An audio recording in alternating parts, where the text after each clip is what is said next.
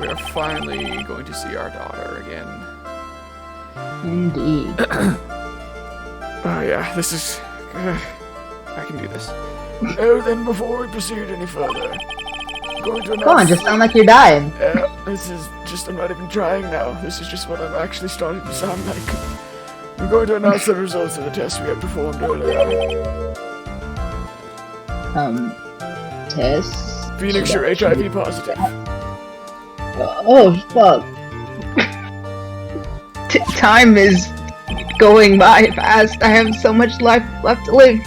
Here's tests on the bloody dagger that was found stuck in the pine tree. Whoever was stabbed is now HIV positive. I totally forgot about it. Once Maya showed up, everything just it stopped being important. Good man, Phoenix. I also don't... Is that... I think one of them has to do with blood, right? I don't know. It doesn't matter. Then okay. Of like the transmitted diseases, one of them has to do with blood, I feel like, but... Oh, AIDS? Is that the one? Like, I think so, yeah. Listen, I'm suffering. So, you can't, I can't get cancelled, right? That's how it works. If I'm delirious, I can't get cancelled. No, I think you still have to be accountable. Darn it. That's the weapon that Maya Fey used when she fought with the victim. So what are the results? Was it the victim's blood, or...? Due to time constraints, a full test was impossible. However, there's one thing we can say with certainty. The blood that was on this dagger was not the victim's blood. Okay, so Maya didn't stab her mom. Oh, that is all. Exactly. We only know that she didn't stab the mom. Let's restart this trial. We're doing the whole 8 hours again. Okay, so it wasn't Misty's blood on the dagger. And whose was it?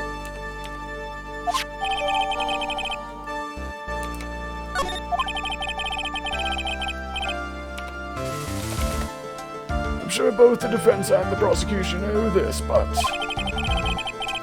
this trial is rapidly coming to a close. But we still be prepared for the next 5 hours. Both sides will need to show some firm evidence with their claims. I understand, Your Honor. From what I've heard, the witness is dangerously weak, physically speaking.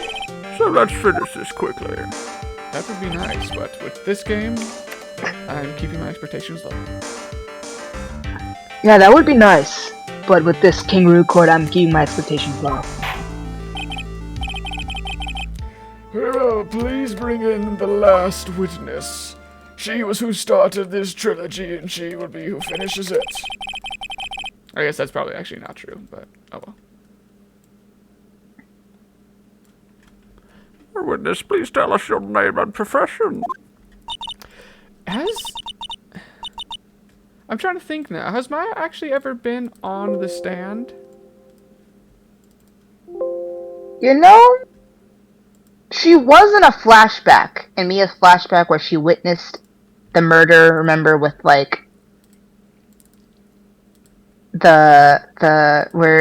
when we had Shiva priests, right? Am I thinking of that right? Did Maya witness something and Mia was trying to... No. Am I thinking of Emma? I'm thinking of Emma. I think it was the other daughter. Yeah, Emma and Lana. Okay, then... It feels like she should have been, right? Like, it feels like... She probably was. I think there's... What trial would it have been? I just feel like she must have been on the stand at some point with her. With her. Anyway, I don't know. It's just wild to think about that. Maybe this is actually the first time she's on there. My Faye? My profession. Oh, right. Maya's physically weak. This is fine. This is all working out. Maya Faye, my profession is CEO of Maya Faye and Wright Co. Enterprises International, the lawyering firm. Aw, she's actually referred to herself as assistant manager. I'm the assistant manager at Wright & Co. Law Offices. You're not the assistant manager, but it's okay. I'll forgive you this time. Yeah, it's fine. You assist me, so.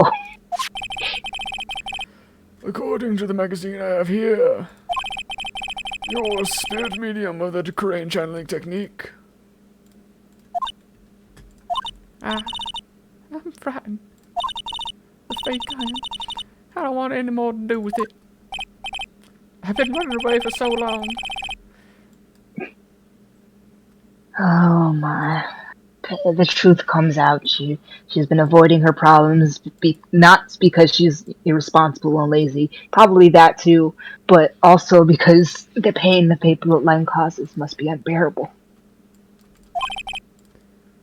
Very well. Now then, Miss Fay, when the event occurred, you were in the garden of the Inner Temple, and you witnessed the moment of Celeste Oxenham's murder. Is this correct? Objection!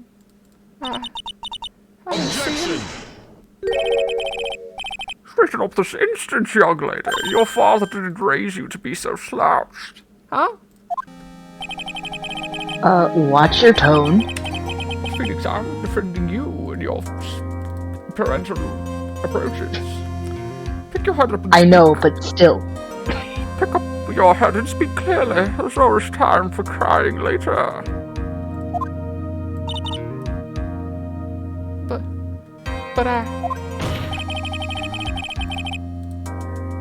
your mother was killed right in front of your eyes. We're not giving you any time to process it. There's nothing you can do to change that fact. You just have to deal with it. Alright, Godot made my daughter cry. I'm going to go over there and beat him. Well, but there's something you can do. You can finish. Which is something you did not get from your father. You've been watching this whole thing, right? You've seen the witnesses come out, and you've seen us squeeze the truth out of them. Now it's your turn. Let's hear your testimony. As far as I know, you've already come out, so now it's just time to squeeze. Wow. On the night of the crime, what exactly did you see happen? Witness, if you please. Yes, Your Honor.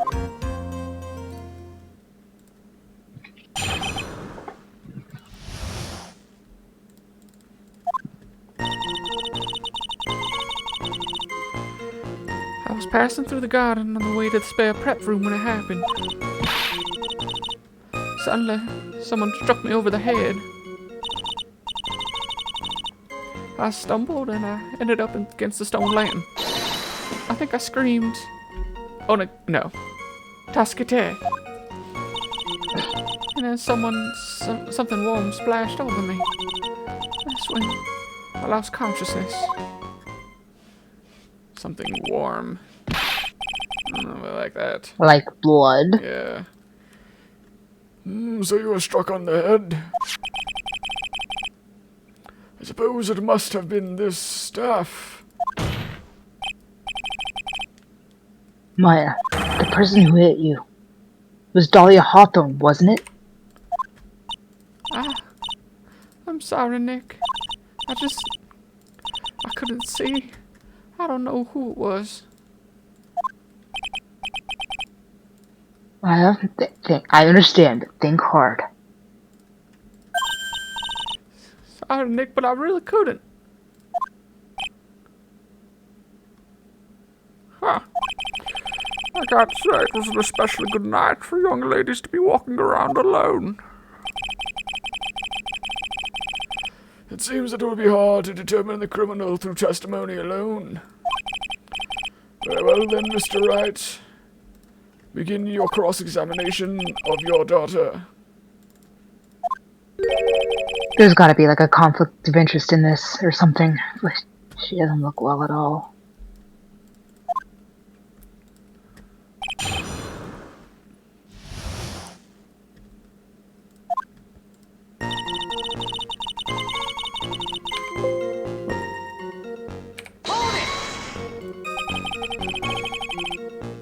Who else was on the Inner Temple side that night? Well, Sister Bikini, of course. But I remember her saying Iris would be coming later as well. On the day after the incident, Edgeworth met Bikini at Hazakura Temple. That means she couldn't be the criminal. So then, did Iris actually come later like she said? Let me think. She seems confused. It's probably because she's so tired. It's fine. It's fine. I'm sure I didn't see her. She must have come while I was preparing for the training.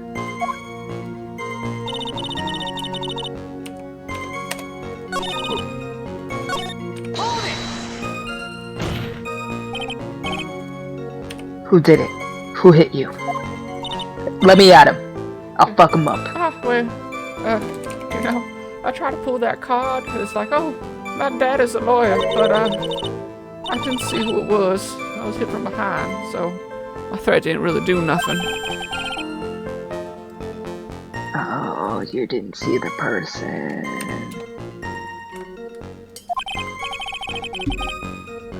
But after that, your attacker was in front of you, so... How could you not see who it was? Oh, let me think for a sec. I'm sorry, I just can't remember. Maya's really having a hard time. What should I do? I mean, Well, obviously we have to leave her alone. that's the father and Nick speaking. Yeah. Come on, Maya. This isn't making sense. Why didn't you see this person? Well, let me think. It was, oh yeah, that's right. It was dark. That's it. It's dark. It's not good to have too much light around when someone's undergoing spirit training, so, Do you think she's just trying to cover for her mom? I could see it. Well, come to think of it, that was in the earlier testimony as well. So it was dark in the garden on the night of the crime. Which is why she didn't see her attacker. I thought maybe she was trying to hide something, but I guess not. Judging by the testimony thus far, the identity of the attacker was most likely... The spirit that was channeled by Elise Dioxnin, Dahlia Hawthorne.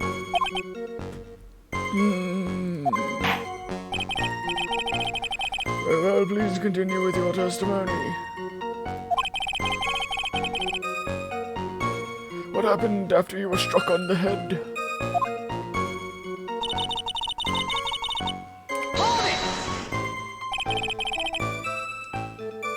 What happened afterwards?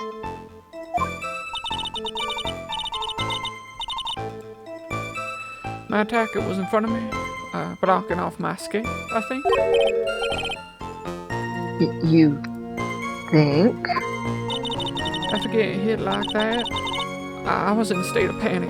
I didn't have my bat, so there were only two things rolling around in my mind at that time. Well now, this is beginning to get interesting.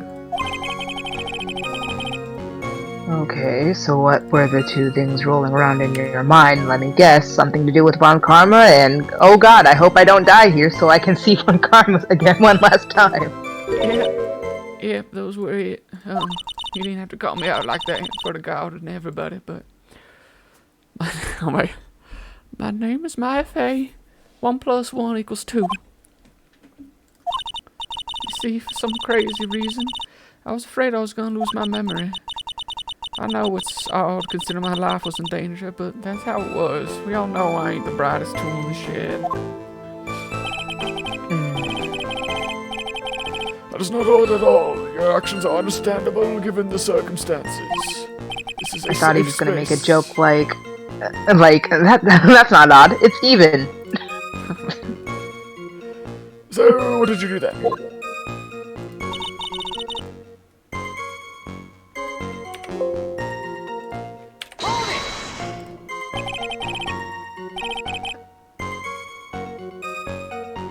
You screamed, but you're not sure?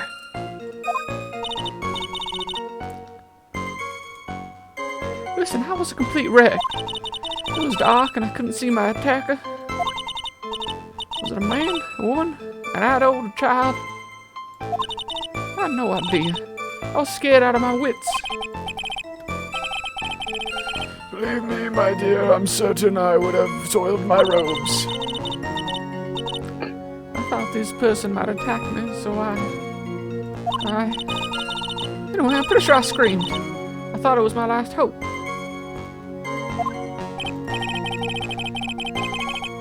Aww. Sounds like poor little Maya really was out of her mind. I can't believe someone dared to go after my kid.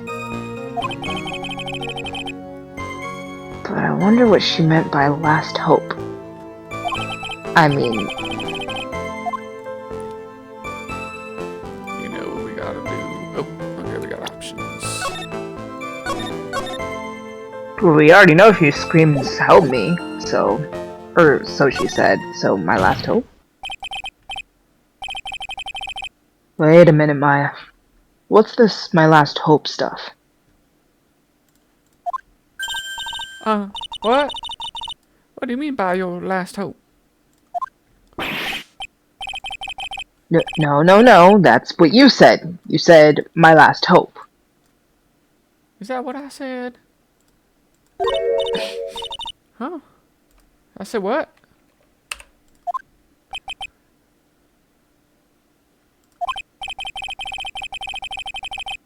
Look, you were facing an attacker that you couldn't see and you screamed, right? That sounds like me. You screamed, Taskide. Yep, I think that was what I testified a moment ago. Yeah. But you testified that you screamed that because you thought it was your last hope. Did I say that? Oh, well, you know, that's like... What do you call it when that happens? Maya's not doing so well up there. Oh, yeah, oh, my... Oh, that's right. I remember now. I was facing my attacker, but that's not who I was screaming at. What did you just say? Yeah, that's right. It was the person behind my attacker that I was yelling at. That was who I was screaming at to help. A squee. What? What is it now? I messed up. I didn't mean to let that slip out.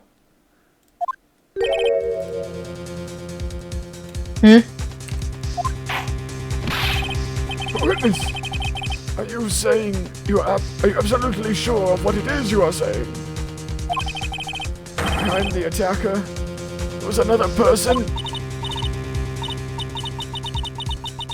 I said that, but I meant to keep that a secret. No, what have I done? It takes a ton of pressure to make a diamond. That's what I always say. A ton of pressure. I'm not in a court of law here. You can't make things... You are. I think you said you are. You can't make things up or try to hide things in the chamber. Witness, the information you presented is vital to this case. I want you to add it to your testimony. I could see a man behind my attacker. By the light of the stone lantern. A man. But pretty much everybody that's been like sus has been female, I feel like, at this point. I know. A man? Who is this man? Well, you see, I couldn't see. Did you see? Because I couldn't see. You couldn't see. She's used this excuse twice now. Well, you know, lantern light ain't very bright. Lantern light, did you say? Didn't she just say that it wasn't lit? There's a great big stone lantern in the garden. I don't remember if she said it wasn't lit or if it was just more of the, it wasn't very bright. It was always light and it went in the, oh no, she did say that it's not good to have too many lights for training though or something. Yeah. There's always light when an acolyte is in there for training. Yeah, I think that is... Hey! You know what they say, under the lantern, darkness reigns. So, I could see the person that was further away, but not my attacker who was closer. Plus, there weren't any other light sources in the garden at the time.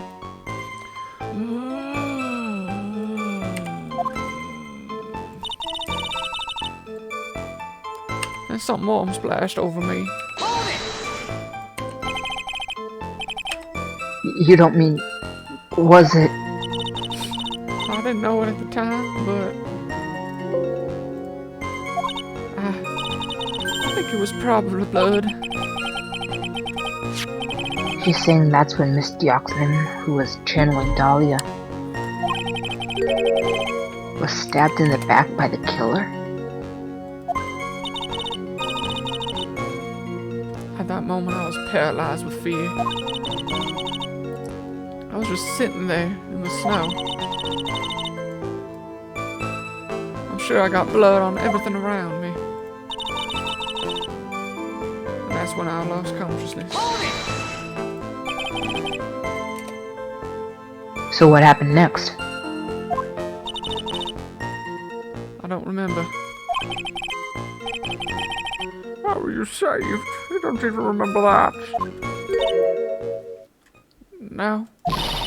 I haven't got any idea. I really don't know what happened at all. Oh, that's too bad.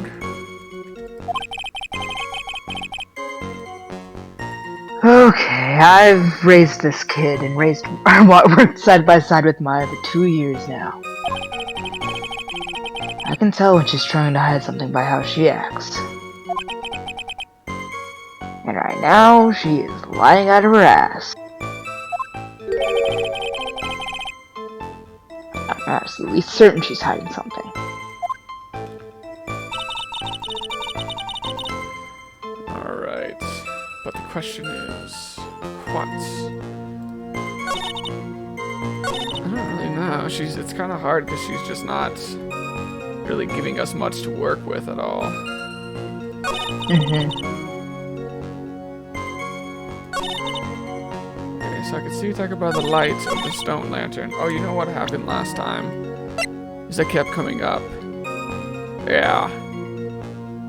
Wasn't lit. You were right. Hooray! I mean, that's bad for us, but hooray, my memory is okay Well, I think- sometimes. I don't think this is necessarily us. Yeah, I don't think this is necessarily us trying to pin it on Maya anymore. It's more just that we are trying to find out who to pin it on. I don't know. Yeah, I mean, she's definitely trying to, like, she knows how serious this is and that her mom's involved. So, like, I'm sure she's got her reasons. Yeah. So there's a man standing behind your attacker.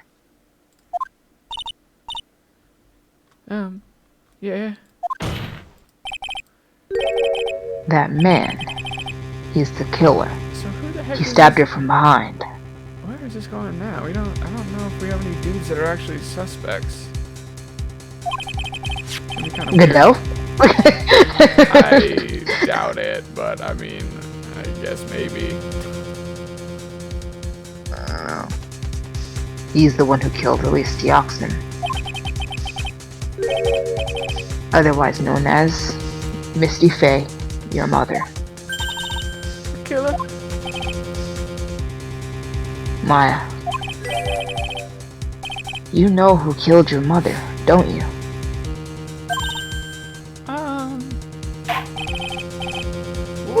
the meaning of this, Mr. Wright?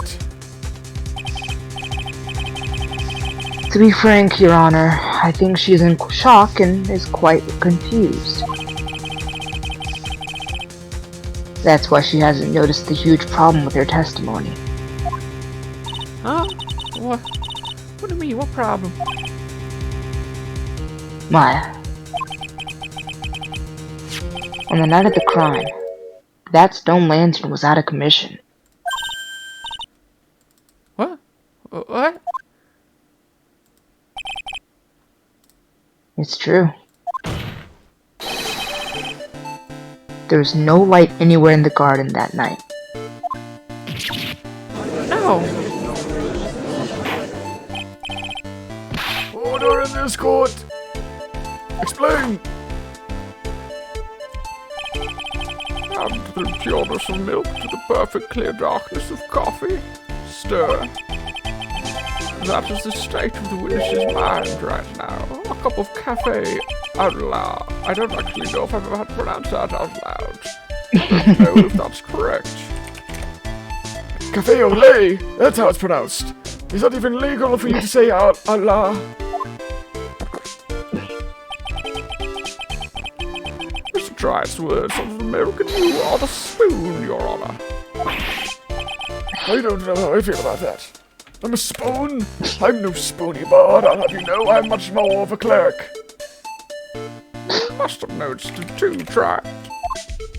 This witness's mental state is highly unstable. It's not hard to understand why she would make a mistake like that. After all, she is Mia's daughter. Sorry, not daughter. That's no. Sister, that's the word I was looking for. Okay. Sorry, but that's not gonna cut it. What did you say?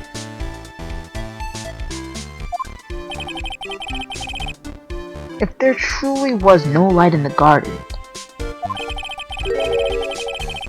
then there's a fatal contradiction in the witness's last bit of a testimony. Nick? May I?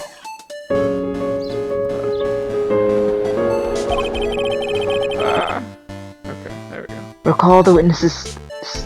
Nothing, that's on my computer, sorry. You can continue. Well, recall the witness's statement about her attacker. Break me. She said that she didn't know if it was a man or a woman, an adult or a child. And yet, the witness could describe a person that was standing behind her attacker. And she quite clearly described him as a man.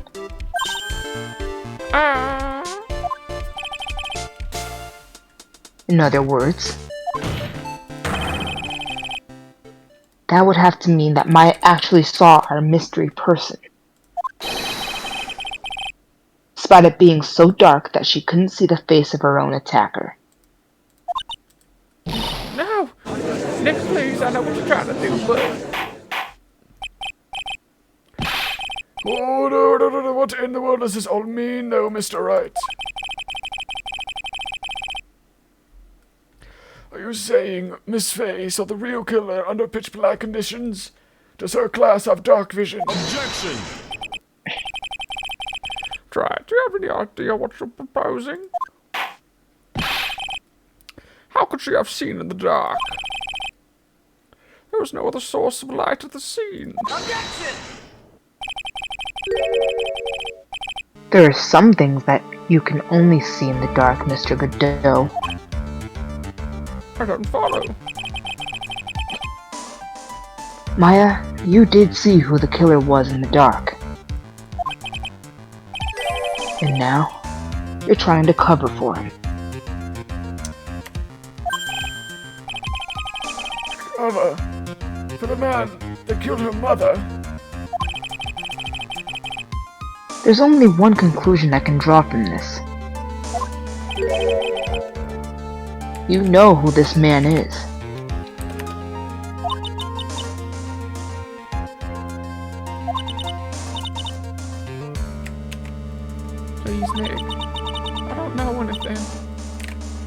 begging you. I don't... This is just an absolutely batshit theory, but... Like... I guess it could be her father or something. It'd just be kind of weird to introduce him now. Or... I thought about that too, but I had the being- same thought. Her worrying for Nick makes me wonder, it's like, oh my god, it was Edgeworth. I did think of that too, but I immediately threw that out. Yeah, I thought it could have been Godot because he's like right there, and like, or maybe he threatened her. But also, if it's Mia's boyfriend, like, she doesn't want to, like, I don't know, she's trying to protect me. Like, I don't know. What the motivation would be. Yeah, like, go to the court record. There's got to be some men other than Miles and Godot that we know, other than Gumshoe. That's what I was saying. Like the only, Can't I mean, like I don't think he would be Larry, but it's literally like wouldn't. Miles, Godot, Gumshoe, us, Larry. Unless she's confusing someone for someone else, type of, like she thought it was a man and it wasn't.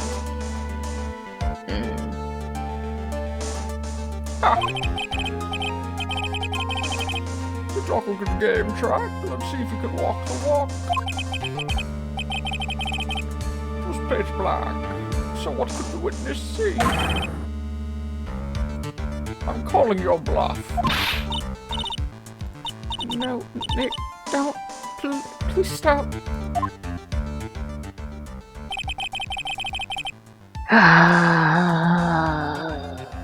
Maya's dead set on protecting this guy.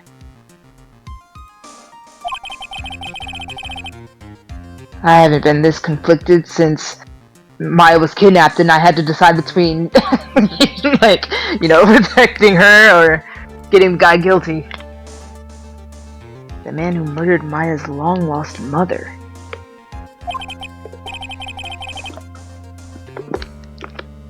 But I can't let him get away with it. I'm a lawyer, an officer of the court. I'm here to find the truth. Alright, Mr. Wright, show us what you've got. Oh jeez. Save? Nope, won't let me. I mean, I stand by Godot, but...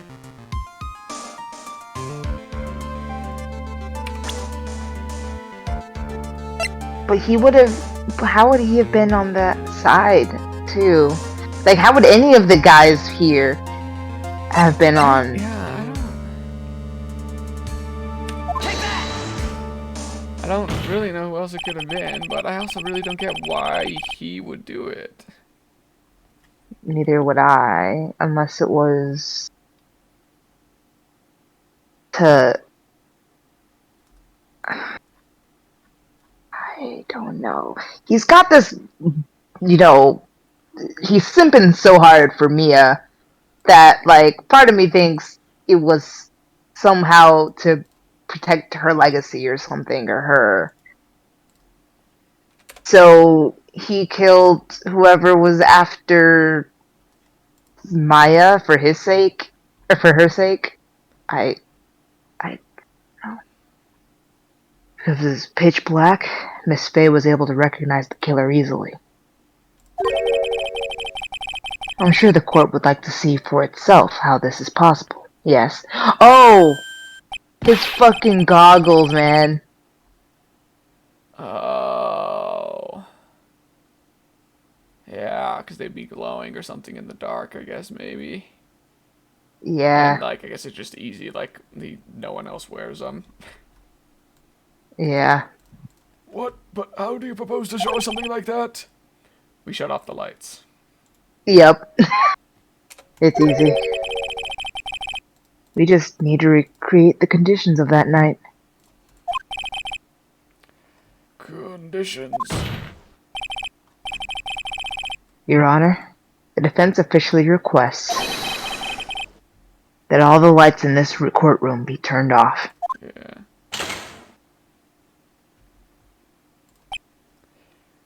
Great. So, but this do No, he was the chosen one. Yep. You got it, She-Hulk. That was a nice piece of Damn. production. Right. But now you're in the dark with no means to defend yourself and shall die. I mean, I still don't know why, but... Well, everyone.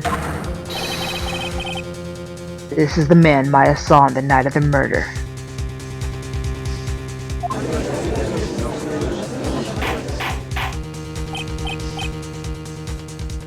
Order! Prosecutor Godot, what is the meaning of this?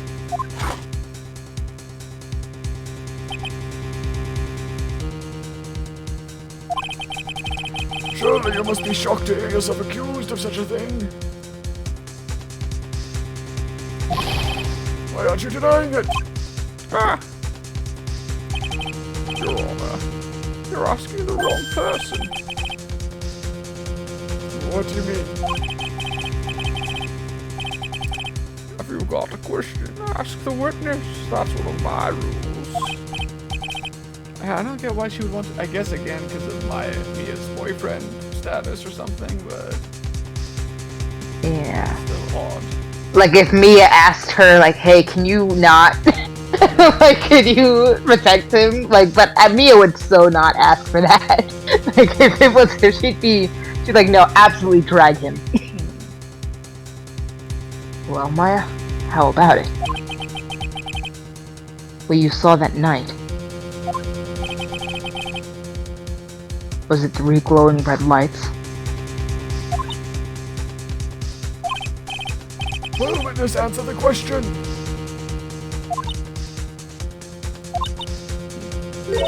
You're wrong. I never saw that. Okay, Maya, I had a really cool moment just now, and now you're denying it. I saw the person that stabbed my mother was a man. For a totally different reason. Huh? Witness Objection!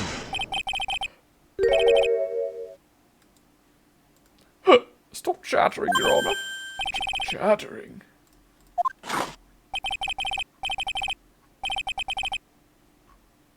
It's worth asking if the witness saw. If it's worth asking, ask the witness. That's one of my rules. I'm repeating myself. Alright. Let's continue with the testimony. Please tell us how you knew the killer was a man. Yes, Your Honor. I didn't realize it till I woke up, but...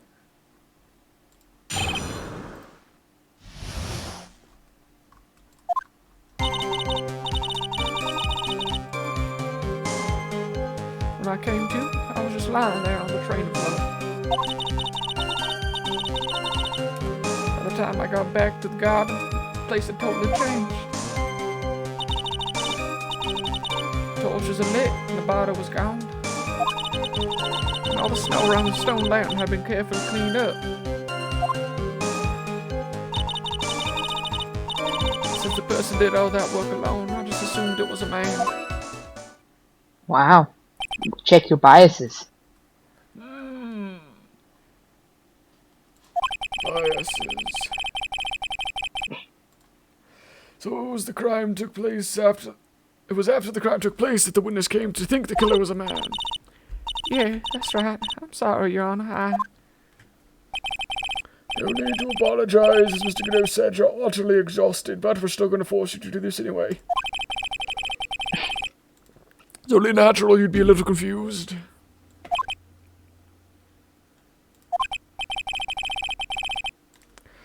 You consider the situation you described. Doesn't seem too much to assume the culprit was a man. Right, proceed with the cross-examination.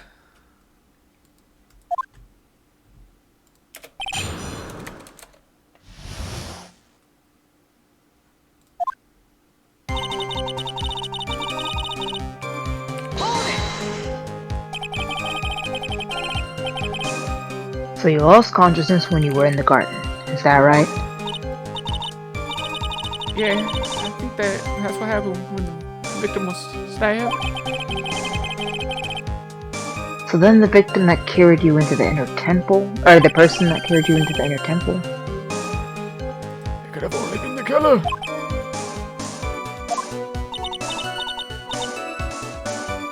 That's what I think too.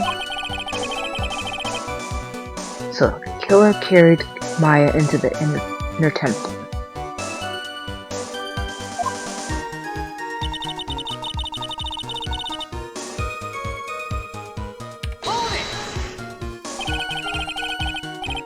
Naturally, the killer must have done it, right? Yes, I think so. But why would the killer tamper with the crime scene like that? There must have been something that the killer desperately wanted to hide. I don't know. Looks like she doesn't have enough confidence. I think I need to gather some more information before I ask her again.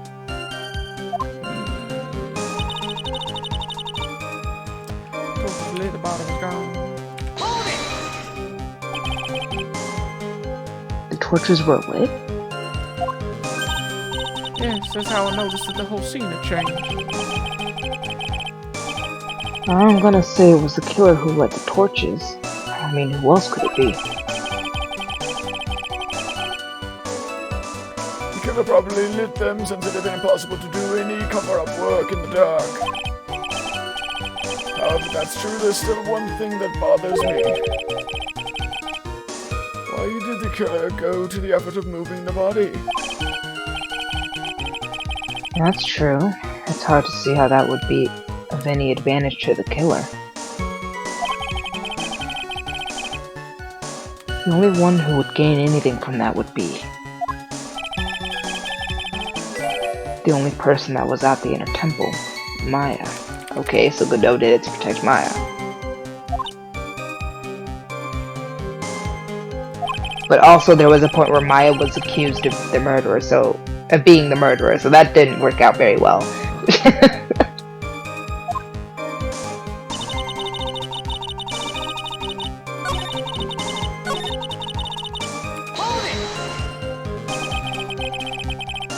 So you're saying the killer cleaned up the snow? It did look really odd. Snow was removed in an unnatural looking rectangular shape around the lantern.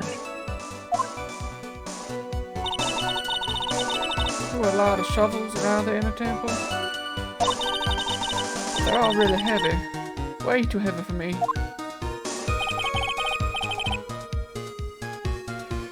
An odd fellow indeed, this killer. Why on earth would anyone want to take snow away? And who else do we know that's odd? Godot! Well, there's one thing I can think of. Didn't you say that a lot of the victims' blood sprayed onto the snow? Yeah. The area I collapsed in ended up being splattered.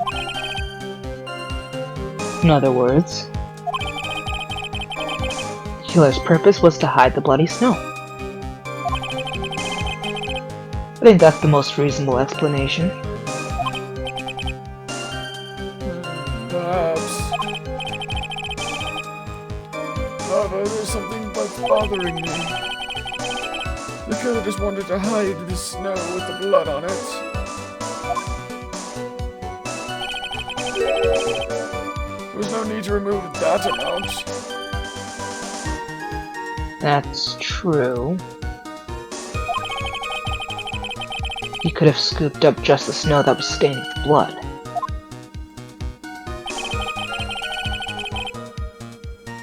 Looks like there are still some mysteries behind this issue. But I think this will explain them.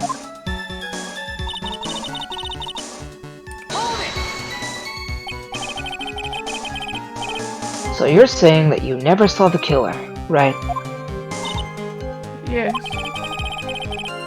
But earlier, you very clearly stated that you saw a man behind your attacker. Nick, I'm sorry. How many times do I have to say it? The killer certainly went through a lot of trouble. Moving the body by pendulum, manipulating the crime scene. And for what purpose? Why do all that? Maybe Maya knows more than she's letting on. I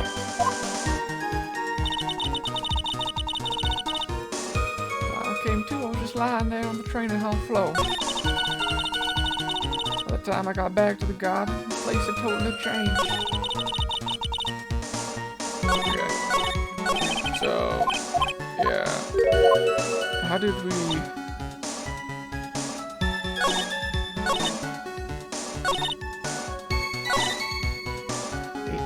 The only thing he really said was like, we need more information before we press on something, but I don't... Did we get anything that was like... I don't think so. I just assumed that meant to go check the court record, but... What was it again? I think it was the second one. Done it right, I think so.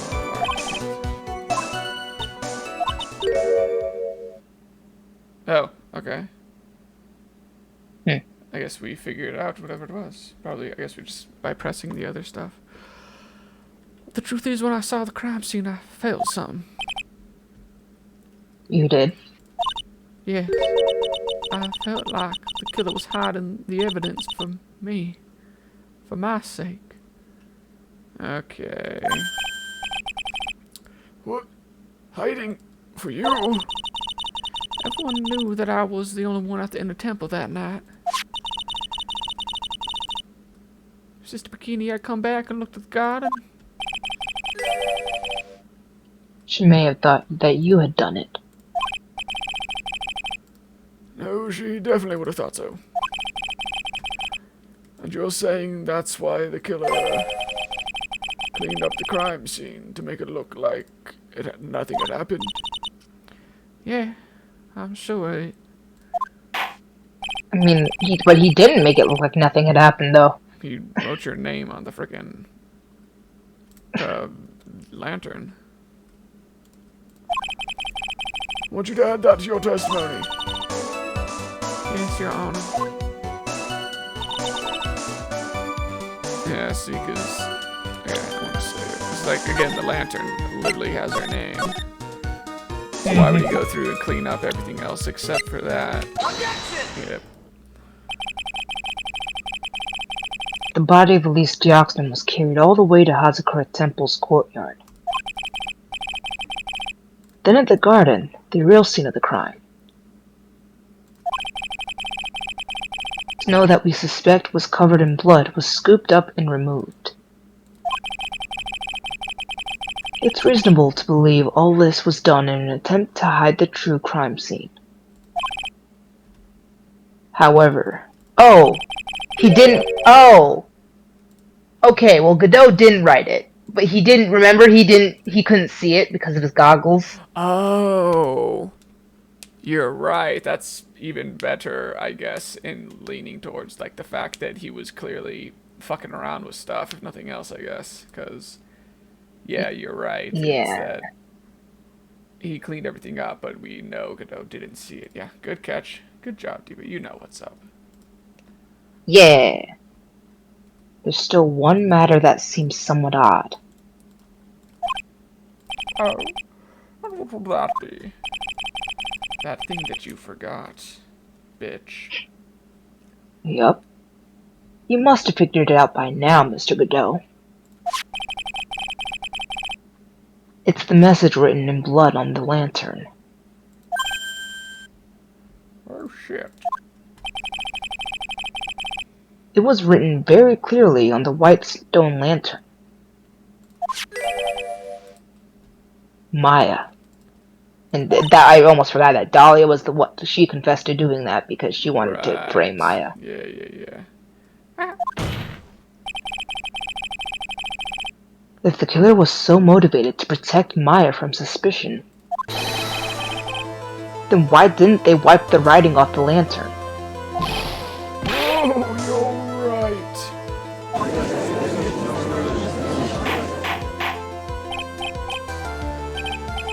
But Mr. Wright, isn't that worse? Isn't it a fact that the killer was trying to cover up the crime scene? It wasn't a fact, it was conjecture. Indeed, it was conjecture. But it doesn't make much sense to move the body and remove the bloody snow. Then not wipe off the most incriminating thing of all, the bloody writing. Objection! If that's the case, we have an explanation for the killer's mysterious behavior. So alluring. Why would the killer move the body and move all that snow? But then leave the body on the... leave the bloody writing on the lantern. I don't know what the killer's plan was. But it's a fact that the killer left the writing on the lantern. There must be a reason for it.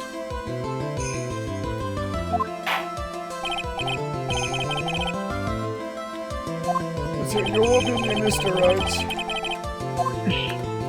Why did the killer leave a message in the because he didn't notice it? Prosecutor Godot, earlier in this trial, you gave me some good advice. Once you eliminate the impossible, whatever remains must be the truth. Maybe you're not as dumb as I thought. The real killer wanted to disguise the fact that a crime had occurred there. If that's the case, they wouldn't have left the bloody writing on the stone lantern on purpose. Therefore, must mean that they didn't notice it. Well, that don't make any sense. The torches were all lit and everything. There's no way any normal person will miss something as glaring as that. Exactly. There's no way any normal person would. What are you saying, Mr. Wright? There's only one person involved in this incident who could have missed seeing the bloody writing altogether. And who would that be? Who was the person who could have failed to notice the bloody writing? Same as the person who was before. Oh? This is what you said yesterday.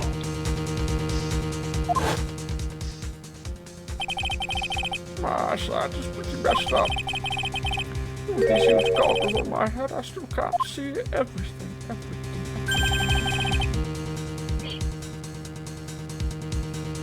You can't see everything. Oh, so Gabe's actually just doing some method acting with getting glasses. Is that correct?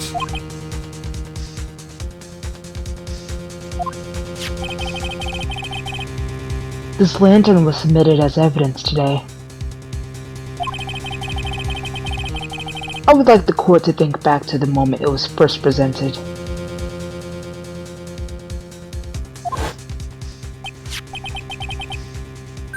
Lantern, there's something written on it.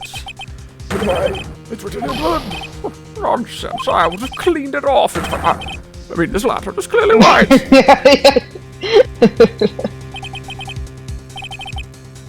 Mr. Godot, just admit it. You just admit it. There are certain colors you can't see, correct? You can't see red on a white background, can you? That's right. We went through this once before. during the poisoning case at Tribulations. Oh, Did we? Then?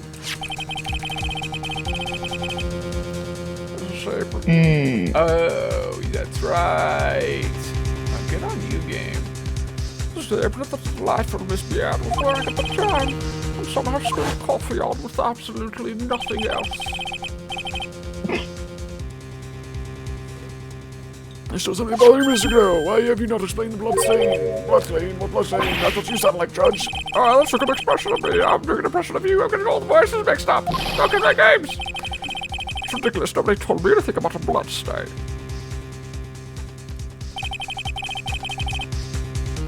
Yeah, I guess that's some pretty good continuity. You could see the coffee on the white apron. But you couldn't see the ketchup, because it was red.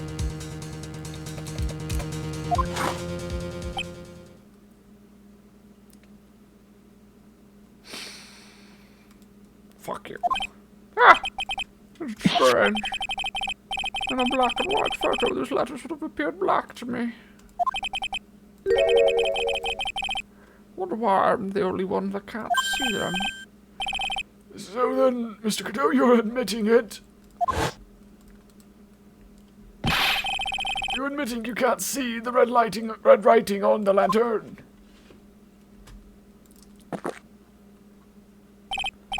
Hey, Gramps, didn't you know? That's the reason why I don't drink red tea, because it just looks like air.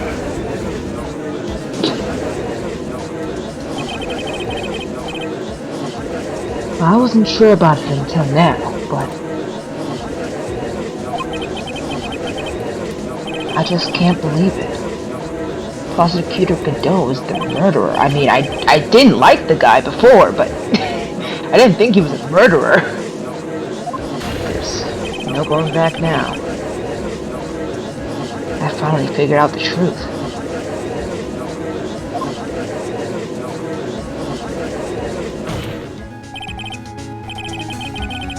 Mr. Godot, the defense at this time formally accuses you. You didn't pass the vibe check for a long time now, and now I see why. You are the murderer of Elise Dioxton, also known as Miss Misty Fey. It's hard to believe this may be true. However, once again, Mr. Wright has brought up a disquieting fact about you.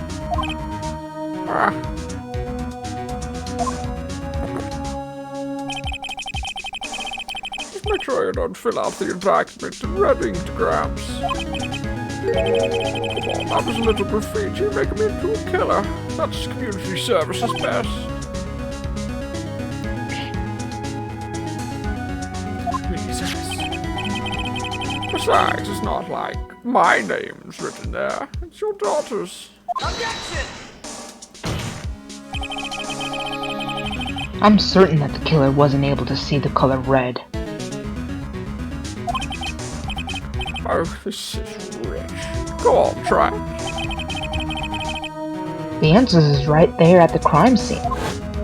That's why he had to get the whole area around the snow. In snow. The snow? Oh, sir, what's snow? What are we talking about? Well, for example, why did the killer move all that snow? Your Honor, you said it yourself. If he wanted to hide the bloody snow, why not take out just that area?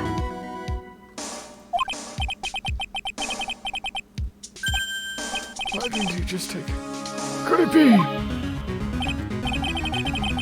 Yes. The killer couldn't see the red blood that had seeped into the snow.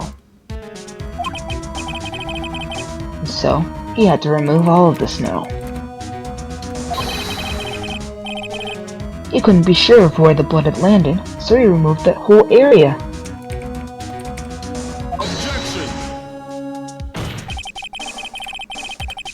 It was more likely that the killer couldn't see because it was dark. Nope. Not a chance. Because Maya said it was lit when she came back. Yep, the torches were all lit. he would have been able to see just fine. So it seems that once again this trial has taken an unexpected turn, to say the least. You gonna try and wriggle your way out of this one, kiddo?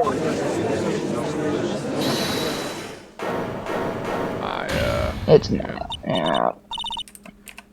Wait just a minute. Maya, I'm kind of on a roll here. What is it, witness? Mr. Godot, ain't the killer.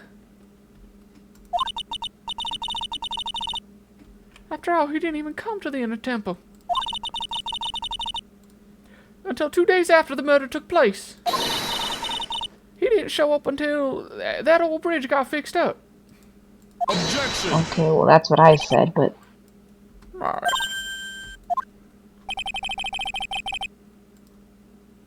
You can't testify to something like that. What do you mean? I may not look like it, but okay. I'm not testifying nothing. You can ride hell. After the murder happened, you didn't even exist. She didn't. I'm afraid I don't follow. She's here. Oh, you see now, old man, we established this just a little while ago, approximately 24 hours, sometime yesterday. After the murder, this witness was unconscious for a long time. Because she was channeling Dolly Hawthorne. Oh, that's right. Please, Your Honor, let me add to my testimony.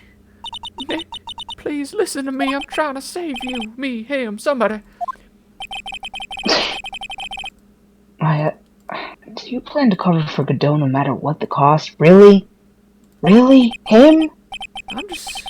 I'm Phoenix and he's Edgeworth. So there. Oh, if that's the case, then I've got no choice. Exactly. Your Honor, let's hear her testimony.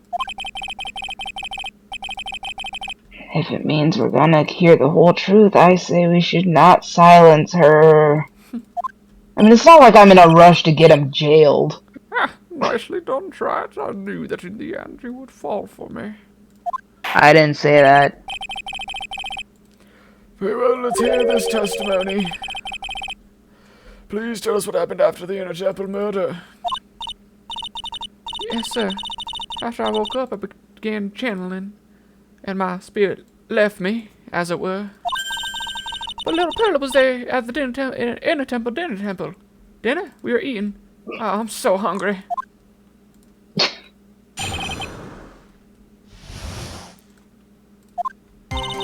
Perla was also stuck on the inner temple side that night. If we're gonna put me on the stand for the finale, she deserves to be on here too. We all want to see her on 16 little milk cartons. The next morning she looked around, but she couldn't find nobody. The next day, when the bridge was finally fixed, she was in the spare prep room. That's when Mr. Godot arrived at the inner temple for the first time. He found Perla first and cheered her right up. I'm pressing extra doubt there. Who is this Pearly and why isn't she on the stand? That's my little cousin, Perla Faye. So, when did you hear about this? Oh, just a while ago when I was in the medical office. I'm terribly sorry. But what you heard from someone else is simply not admissible as testimony. What? Come on, but it's... I was gonna say, like, you just, like, oh, so how do you know all this happened? Oh, I heard it. Yeah. I heard it happened. But it was like, it's like reading something on the internet. If you read it, it has to be true. That's what Nick said. Perla would never tell a lie. Said that. Oh, Pearls. Phoenix is like, okay, Your Honor, I think she's telling the truth. Pearl would never tell a lie. She's a way more honest person than I'll ever be. She hasn't started life of crime or nothing.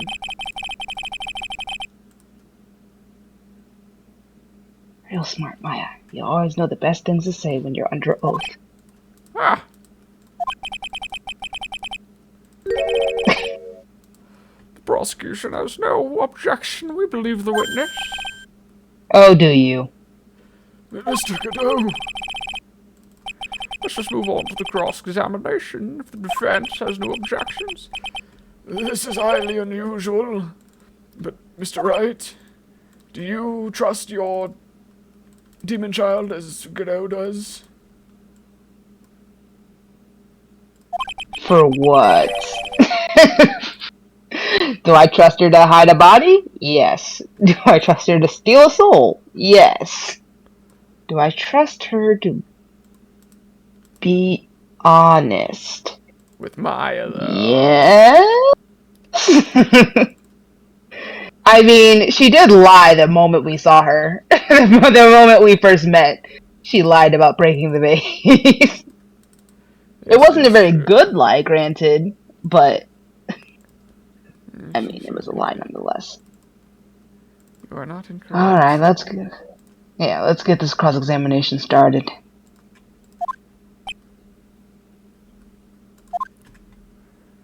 Suddenly, now that you're all full of time, I'm feeling a little less certain. I don't know how I feel about that.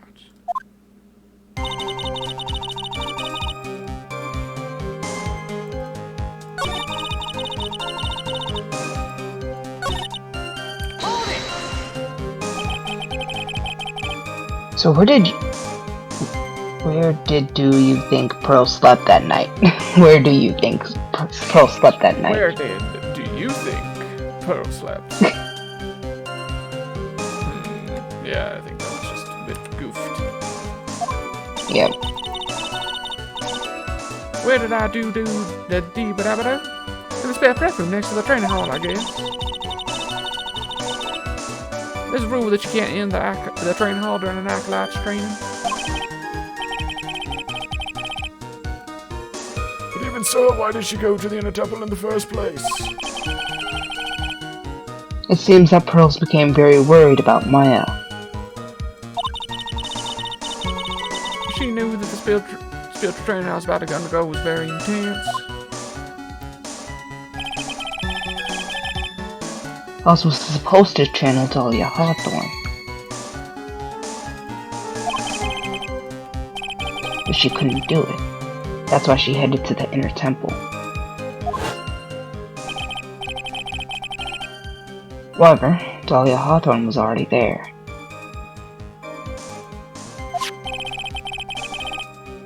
Possessing the body of Elise Deoxin.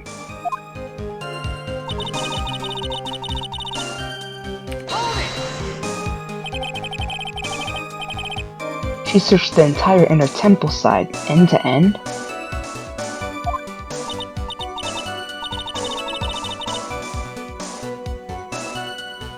See, she probably gets pretty scared when she's alone. All them voices in her head can kind of give her pause. And there weren't that many places to look. She said she moved back and forth several times.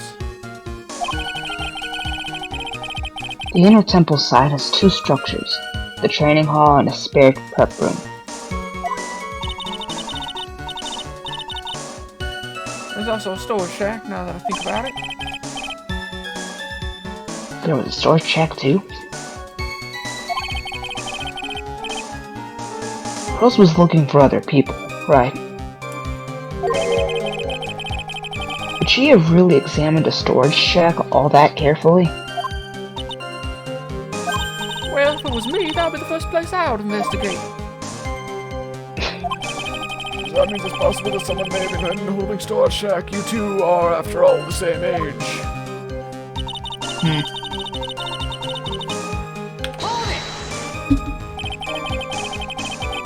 Girls didn't hear the sound of them working on the bridge. What do you mean? I was just wondering why she would stay in the prep room. If it was me, I'd at least go out and wait at the foot of the bridge. Oh, well, Brother said she was sleeping at the time. She was so scared during the night. That's when the demon voices get really loud. She couldn't sleep with her and woke up a bunch of times. Oh, a little girl all alone like that. No father. Must be a very difficult life. Well, we know that she had at least one father. He just was an absentee. And the other father, also an absentee. At least on this night. But there was one friend in the sacred cabin. Dahlia Hawthorne, who was busy battling with the tricklock. She couldn't let anyone see her.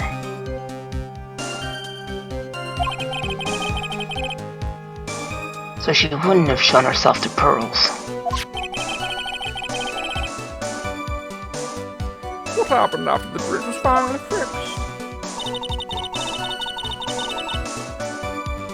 That's when Mr. Godot arrived, and you asked me for more details on that statement.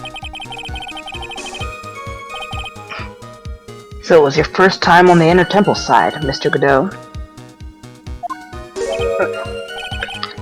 One second. I just remembered I was doing laundry. Gasp. And in more ways than one. The truth is, there aren't that many places to look on the Inner Temple side. The policemen were all busy, going over the garden with fine-tooth combs. So I decided to carry out an investigation of my own. Godot style. I'm the same way. I like to hand out my verdicts in my own way. Judge style. Judge being me only, legal first name, entity, deity, etc. incorporated. Maybe I should ask some questions Phoenix style. Pearl. There's no way. He got mad at Von Karma. Or not he, sorry. She got mad at Von Karma. Yeah. But,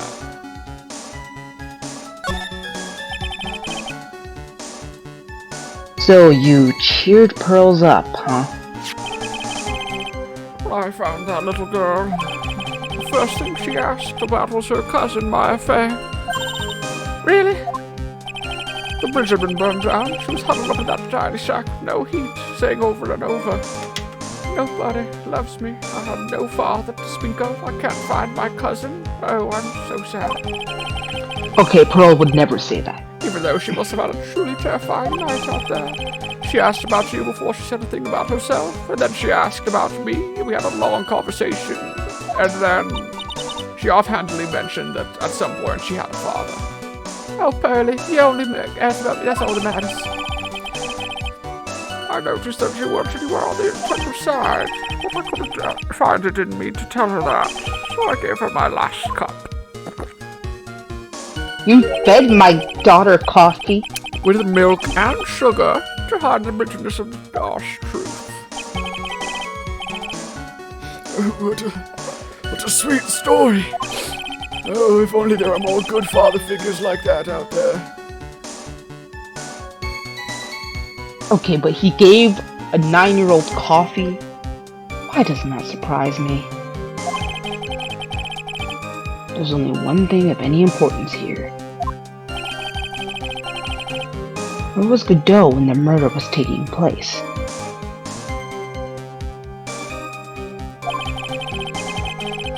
He must have already been at the Inner Temple when it happened. Otherwise, you couldn't have killed Elise Dioxnin.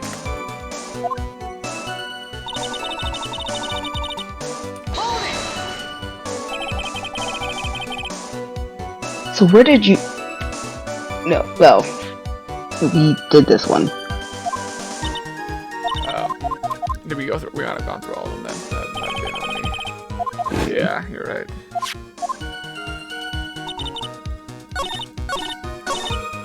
Yeah, okay, so that was the last one. Okay. Brother stuck on the Inner Temple.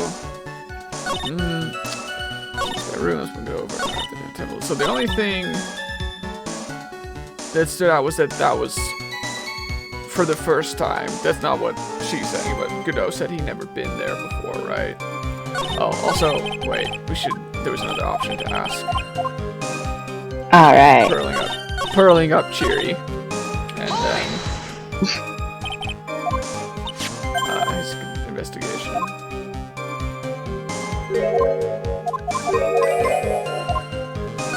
Here we go. You said that you conducted an investigation of your own. Did you find anything? Looks like my investigation went about as well as yours, Tribes. After all, I didn't miss the bloody writing on the lantern. Oh, so it went worse than mine. So, once again, in sync. I mean, I didn't miss it, so speak for yourself, Goggles. The only odd thing I discovered was the beauty of the training hall. Beauty. Misty Faye, naturally. Clad in her stunning Japanese garb, surrounded by the hue and aroma of Western tastes. Western taste. Could he find a stranger way to describe gravy?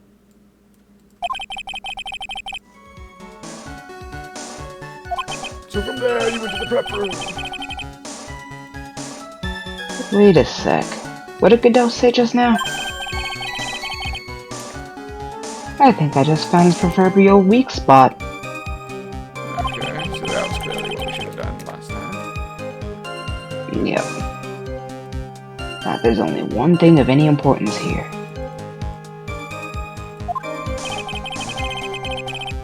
Where's it? Oh, where is it? Blah, blah, blah. Oh. Okay. So, weak spots about the investigation. He saw the Misty Fate poster? Is he...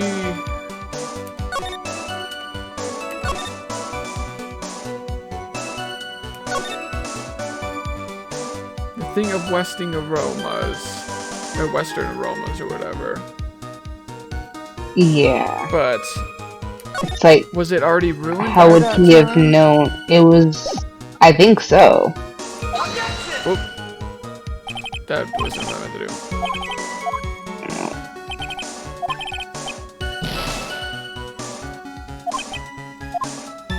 I'm pretty sure I loaded.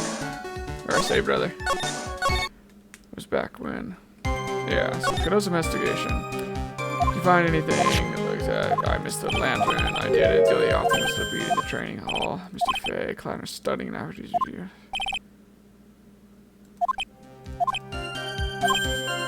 Yeah, because if it was the gravy, he couldn't have seen her in the Japanese style dress. Mm-hmm. Oh, so maybe it's not that one then, but this. Which one? This one? Because he would have had to have seen it before. Yeah. Which means it wasn't his first time. Mr. Godot. The first time you crossed Dusky Bridge and went into the inner temple was long before the murder took place. I'm afraid I didn't follow. Why did you say that? Maya, please, do not use your pout on me. You know it doesn't work. Because he just made one fatal slip-up. The hanging scroll in the training hall. Hanging scroll. But... Mr. Godot was right. That scroll shows a picture of my mother. Maya, I know you know who it is, but here's something you didn't know. By the time the bridge had been repaired, 2 days after the murder,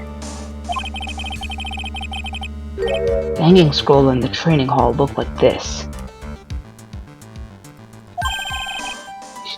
It's just gonna be like, who would dare desecrate the picture of my mom with gravy and pearls? Just like, yes, who would dare do such a Don't worry, thing? Mystic Maya. I'm looking into it. What is that wonderful smell? The morning after the crime, someone Pearl's just shooting him with glare, like, someone covered it with gravy. Gravy? What? Why gravy, Nick? Because gravy was much more than a condiment to the culprit. Well, Mr. Godot, if you really hadn't seen the hang scroll until after the murder, you wouldn't have had any way of knowing that it was Misty Fey.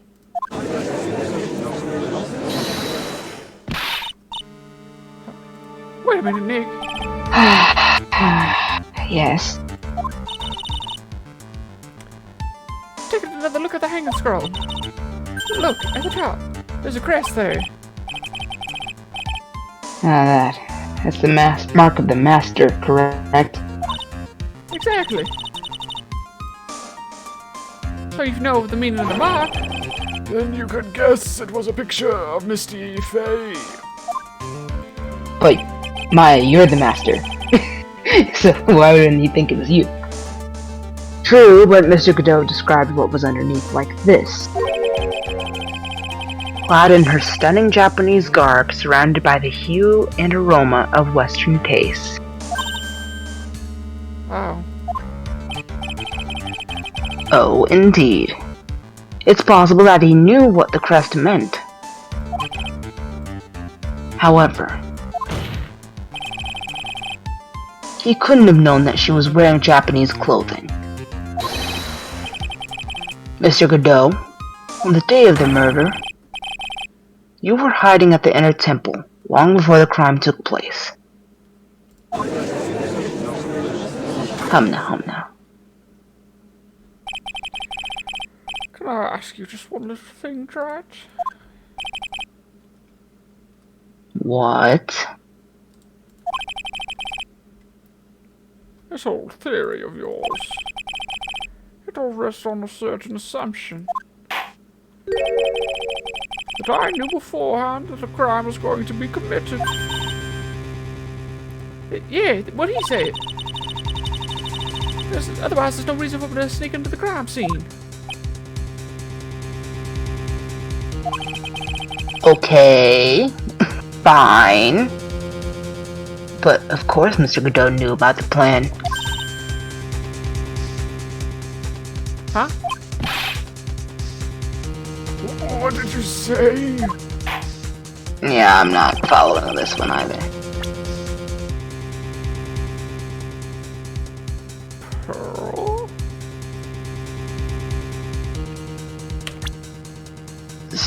Another person knew the plan? Well, the Pearl, but like this? Because it was... Morgan? Yeah, I don't know if we should present this or we should present Morgan's profile. Probably. Is it too late to save? Yeah, it won't let me. I mean, that one says Morgan Fay on it. Yeah, okay, here we go. This crime was... Save now, I guess.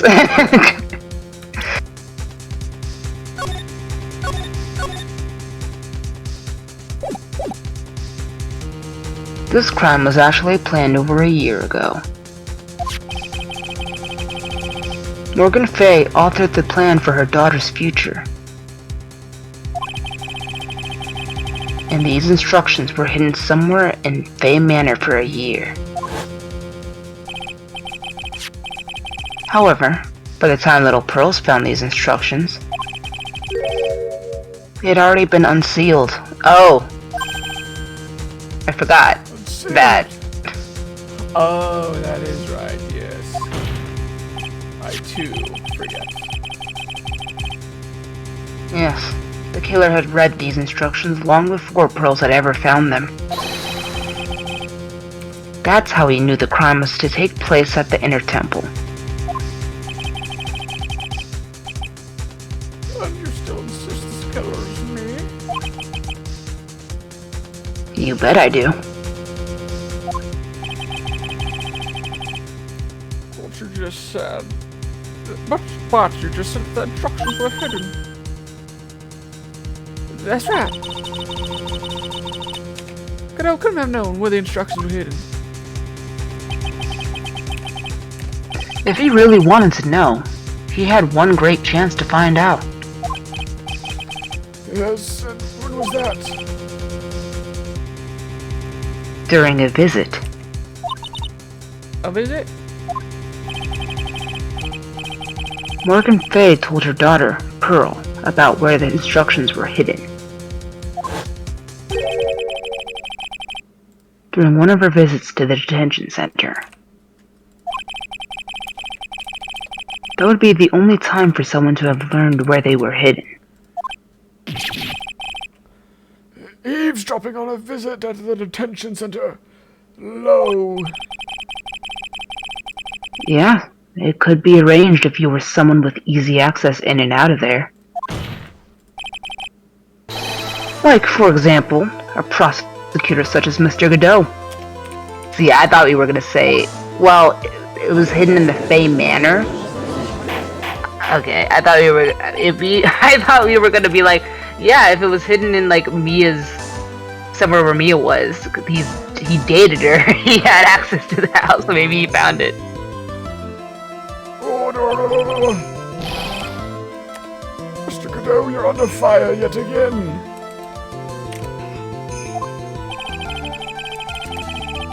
This murder could not have been carried out without prior knowledge. In you. You were the only one that could have acquired this information before the murder.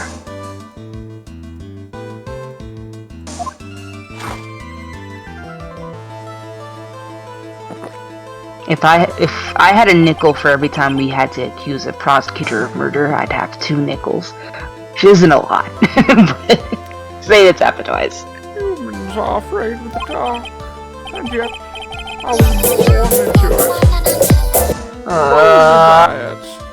See, I didn't want you to be, accused of murder and thrown away in jail since you likely helped protect Maya. But I kind of want you in jail specifically for all the Bane quotes. Maybe that's why humans drink darkness such as coffee.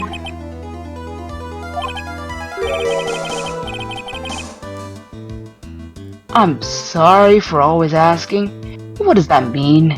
Why, it's a reference. It means there's a reason for everything. According to your theory, the killer in this case eavesdrops on a conversation during a jail visit where a hidden plan for a crime.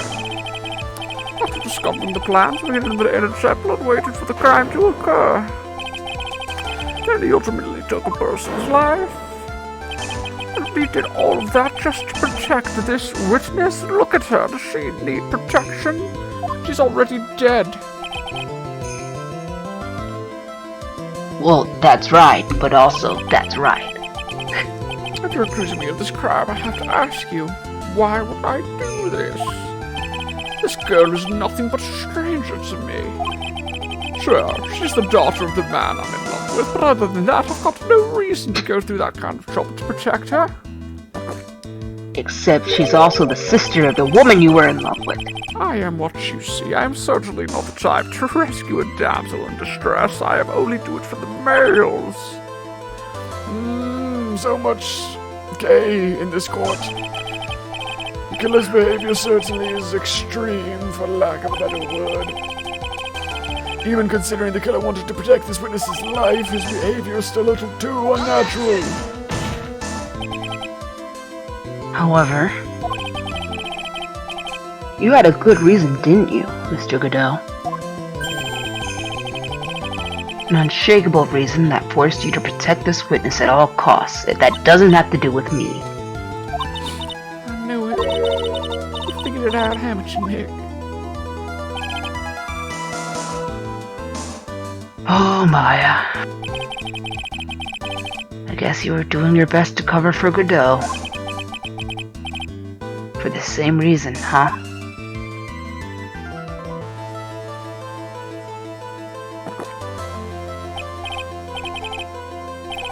Okay, try it. I'm all ears. Let's hear it. It's very simple. Maya Fey is a lot more than just a stranger to you. She was almost your sister-in-law. what? There's one person who lies at the very center of this whole story. One person that ties you and Maya Fey together inextricably.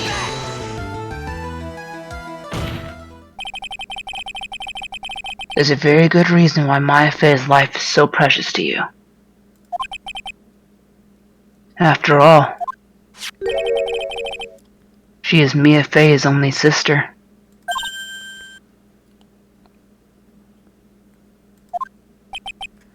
Mia Fey. Why did you say that name? I knew it. I knew it was coming. That was when you were a defense attorney. Wait a second here. I have been in this court since this court existed. Mr. Godot is a defense attorney. I would have known about this. With your Honor's piercing intellect, you must have figured it out by now. The real name of this man who calls himself Godot. His real name is Diego Armando. I told ya.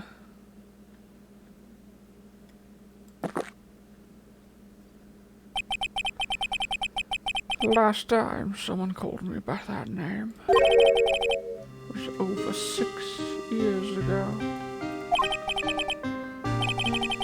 Diego Armando. Now that name rings a bell. It should, Your Honor. All this is related to a single case.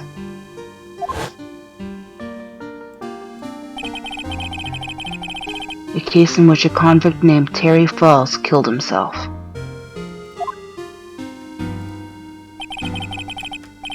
Mia Fey's first time in court. The tragic outcome left a deep wound in her heart. She knew that behind it all was a heartless, scheming demoness in disguise. But in the end, Mia couldn't tear off that disguise. However, there was one man who reached out to help her. Diego Armando, a senior defense attorney at the office where Mia worked. It's my fault.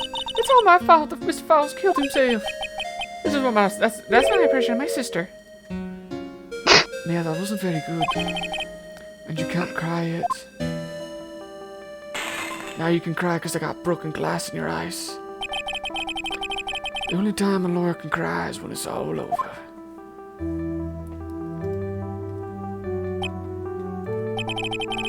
I was so moved by her. The way she put it all the faith in her clients, that pure sweetheart. That's why I could never forgive Dahlia Hawthorne. Me and I thoroughly investigated that fake kidnapping incident. And then one fateful day, Dahlia wanted to meet with me. It had been 6 months since the trial. We met in a cafeteria courthouse. I just remembered. I was looking through old millions of my memories, and it was 6 years ago, right in this courthouse. You were poisoned. Even I didn't see it coming.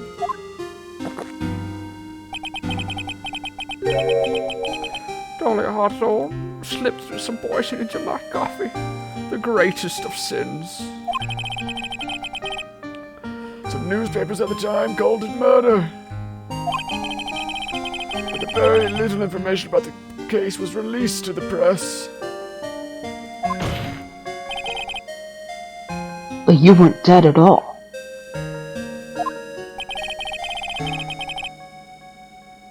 No official reports ever actually called it a murder. It was just in a deep coma. I see. Sometimes I still slip back into it.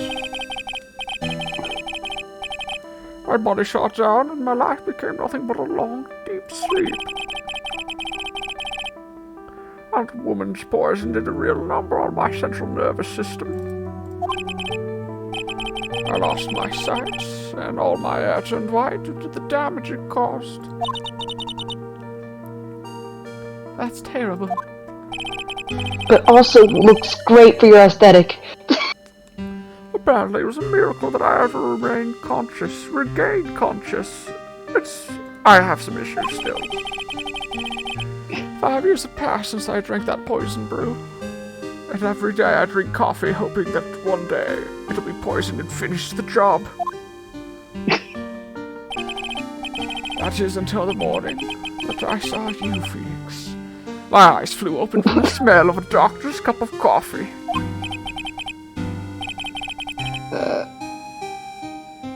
5 years? You slept for 5 years? God, that sounds nice.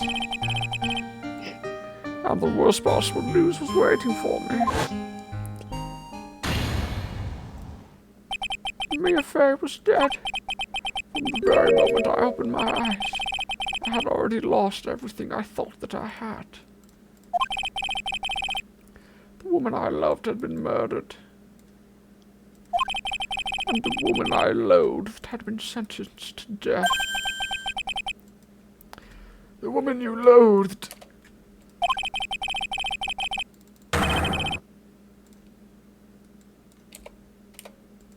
The woman who had spiked my precious coffee, Dahlia Hawthorne. Ah, good old Mia. She didn't let me down. She got her revenge before she checked out. In the end, there wasn't anyone waiting for me when I woke up. I mean, I'm feeling really bad for him, so... So but sad. also... For someone like me, for someone who has slept away their best days, there are only 2 reasons left to live. Phoenix and Wright.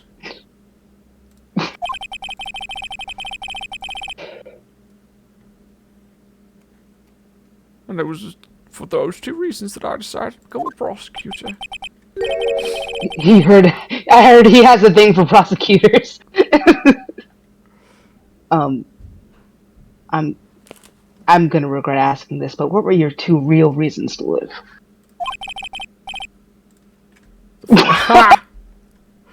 I knew it. Okay, well... The first was but not you, for the Jack. reasons we...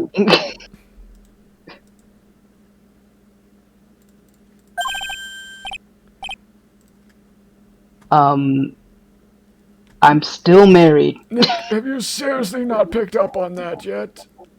No, but, like, I'm still married. Like, I feel really bad for him. That's not a lie. If I hadn't But- drank that stupid poison.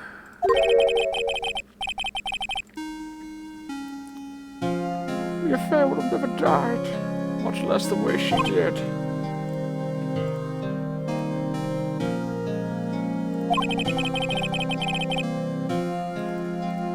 You were the person who was there to protect her.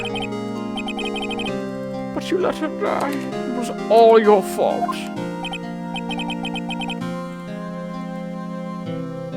Okay, see, and this is why I can't feel all that bad for you. Like, you keep irrationally blaming me for her death when I'm still traumatized for it. I lost her too. I wanted to see for myself what kind of man you were. So that's why you became a prosecutor. Now the reason for living, she goes by my affair. Huh? You mean me?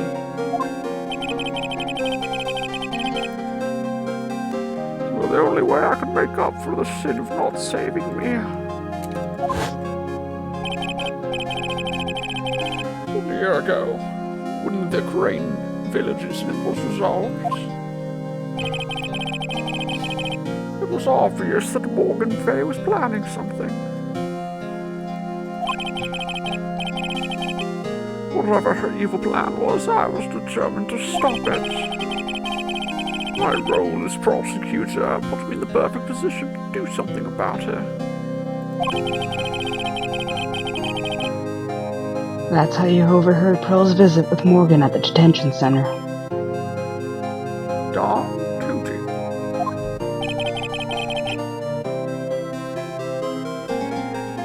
I knew that the time was drawing near.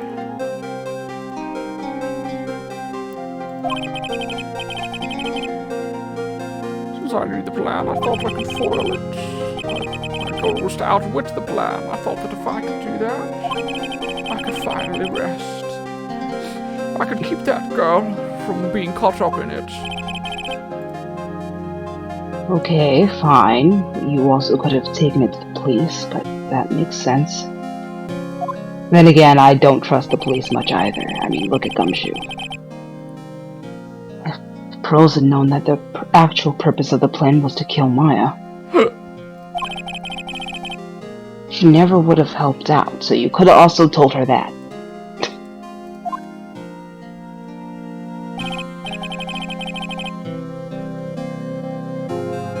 Finally, the day of the plan was drawing near. I contacted both of my accomplices, Edgeworth and Barkala. Accomplices you couldn't possibly mean. Iris of Hazakura Temple and Misty Faye. But I especially needed the help of Iris. She was to take the fall in my backup plan in case we couldn't control Pearl Faye. But nobody can control Pearl. And how did you contact my mother? I couldn't contact my mother. She's been missing for almost 20 years. Officially, yes. What do you mean, officially?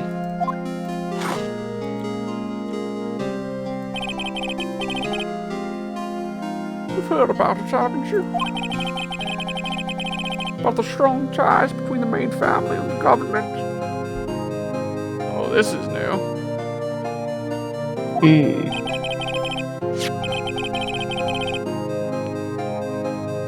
Except now that you mention it, Bikini did say something to that effect.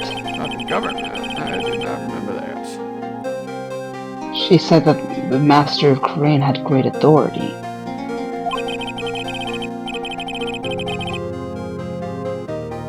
Even without her official position, Misty Faye still wielded great influence. The police have been keeping an eye on her movements all this time. That's how I was able to contact her.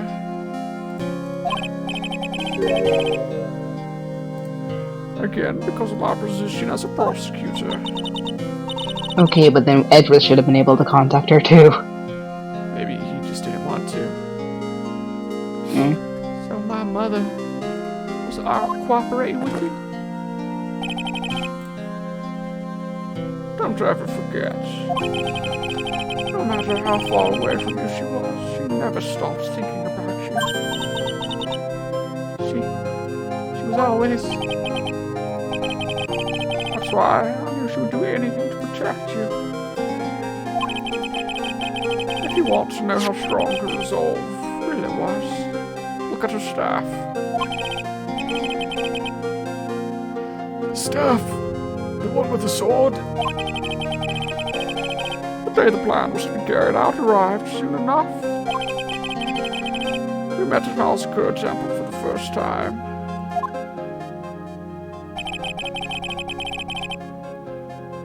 That's when your mother showed me her special staff. No, Phoenix, it wasn't like that. Get your mind out of the I mean, I was gonna say, like, wow, the first time he hasn't made an innuendo. Nope. He's just gonna blame it on me. It was showing just how far she was willing to go. She was ready to use that sword to protect you from Morgan Faye if necessary. An epic anime battle between sisters. It would have been legendary.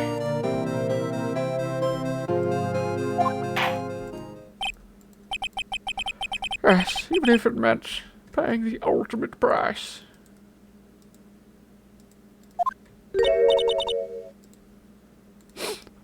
Mama, I just wanted to see you. You didn't have to do all that extra shit. Yeah, you could have like told me who you were. That night, the night of the crime, that was just a one way to stop Morgan's evil plan. You mean pearls, don't you?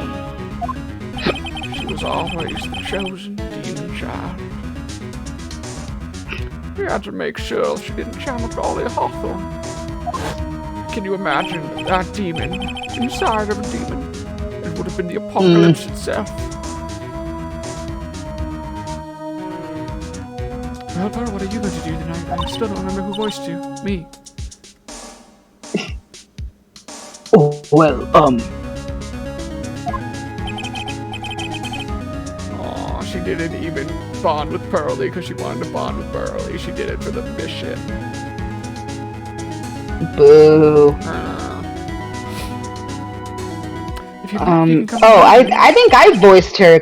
I remember because I was like trying to figure out, like, she's old, but she's not that old. Perhaps we can read some books together.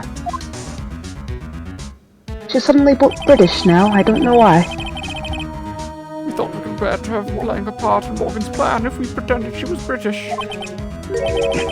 But she never showed up. She was worried and followed me to the inner temple. That was the thing we were most afraid of. And that's why Misty Faye had to do the channeling herself. She channeled Dahlia Hawthorne into her own body. What do you mean? If she channeled the spirit first, then Pearls wouldn't be able to do it herself. Oh, so that's why that happened. As a master of Grey, Misty Faye was supreme, the sorcerer supreme. So that's how it went down. She channeled Dahlia Hawthorne so that Pearl Faye wouldn't be able to. Wow, my mom's so smart. Why didn't I get any of that? Is this true? Was your mom so smart? Is that why Maya's so dumb? Is that how it works? I will not get into the talk of genetics, but because my role in the plan was simply to make sure no one was going to hurt Maya Faye. After all, it's not like Phoenix would do that. Okay, low blow. I hid myself in the temple. Just in case you needed to be saved from Dahlia Hawthorne.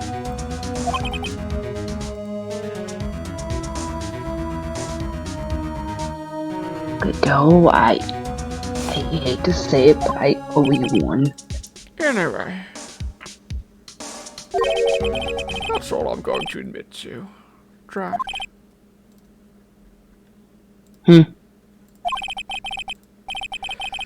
There's no doubt about it. You're a great defense attorney. But you're going to have to do better to get the rest yourself.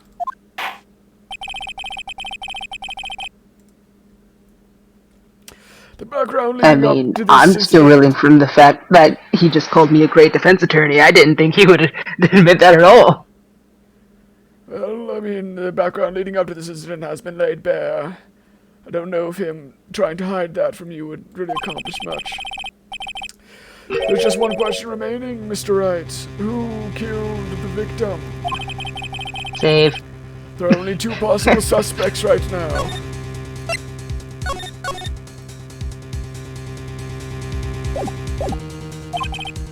Maya Faye. I'm sad to say, you, Mr. Godot. Oh, okay. That's an easier option than I thought we were giving. Well, Trash, if you're the real deal, then finish this thing once and for all. Just beyond a shadow of a doubt that you can finish this on your own. No sidekicks, no daughters, not even a love interest in science. You know, because I'm not the love interest, I'm just the love. No, Nick, please. I don't want another dad. I'm just gonna be disappointed again.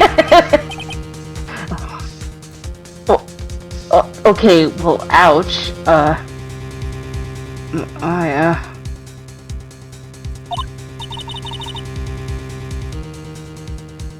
I heard the whole thing.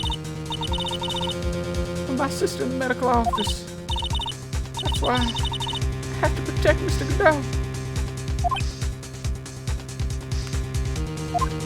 I can't do it. I can't testify against him. I mean, he basically just testified against himself. After all, he's the man who put his life on the line to protect Mia. And me too. Maya, I know that. Okay, I already said I owe him one. That is more than I've ever said to anyone who isn't Edgeworth.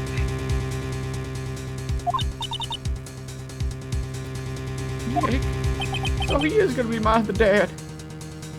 No, of course not. God, no. But even so, it doesn't absolve him of his crime. Please, Maya, testify. Why are you putting this on me? I'm 12. You're my dad. You're supposed to protect me or make these decisions for me. Miss Faye, your testimony, please. Your father is clearly throwing you under the bus. Okay, please. This is the final testimony. Guys, she is legally 19. Don't bother trying to hide anything because I'll know I'm your father. I want to hear the truth from your own lips. I understand. I'm sure you're right. I'm ready now, Nick.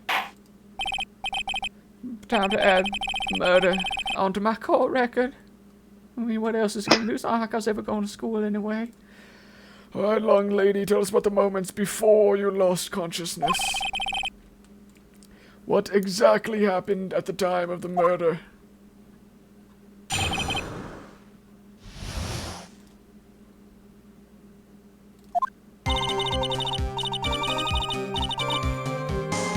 Just before I saw it happen, I think I saw some red lights. 3 of them. I thought I'd ask for help, but just when but just then, I was splattered with blood. She wasn't dead, though. She struck back at the enemy behind her. Suddenly, the red lights went out and the whole area was dark. Then, at that moment, there was a horrible scream. Right after that, the dolly collapsed and I lost consciousness. These red lights. I thought you said you didn't remember seeing them. I'm sorry. I thought I saw them, but then they disappeared all of a sudden and... things break track, even the best of theories. Who was it that stabbed Misty Faye? It looks like you still can't prove it.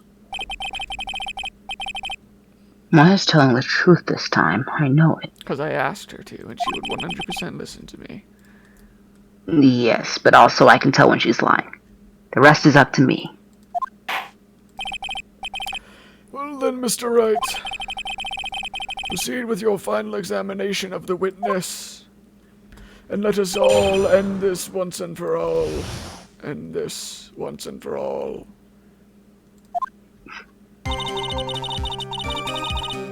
These could very well be the last statements you ever press. I'm getting nostalgic already.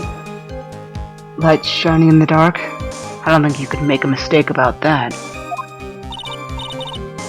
Yeah, you're right. I think I saw them, but I can't say for certain. And I can't tell you for sure they were from Mr. Godot's mask, neither. I don't get the feeling she's covering for him anymore, but just after that, you turned towards the lights and called for help. Isn't that because you thought the lights were coming from Mr. Godot's mask? Yeah, I guess so. Maybe that's what I was thinking at the time. I can't remember. After all, there was a person I couldn't identify in front of me. Maya's life was in terrible danger at the time. There's no way she can remember the details of the scene perfectly. Right then, let's get on with the testimony. What did you do when you saw the red lights? I thought I'd ask for help, but just then I was splattered with blood.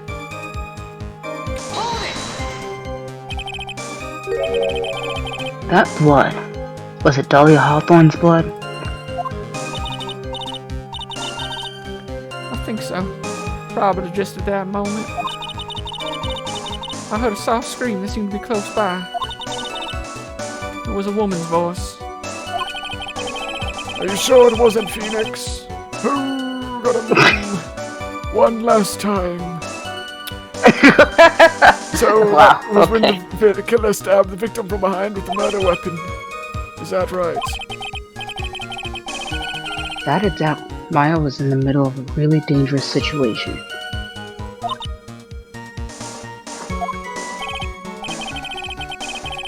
Anyway, the victim was stabbed by the murder weapon.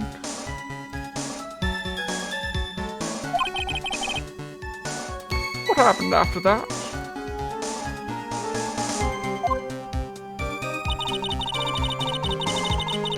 She wasn't dead, though.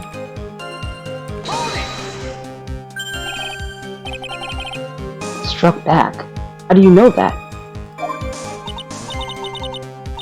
Well, you're right. I didn't see it exactly.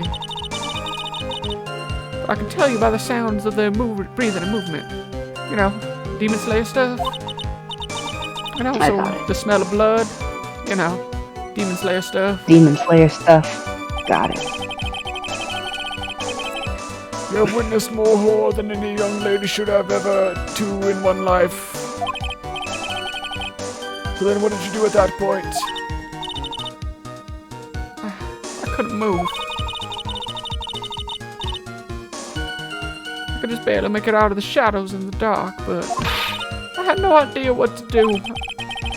Phoenix never prepared me for this. Oh, I'm so sorry I never prepared you for a near-death experience involving your mother and the guy that's always hitting on me. Could you still see the red lights you mentioned earlier? Yeah, I think so. But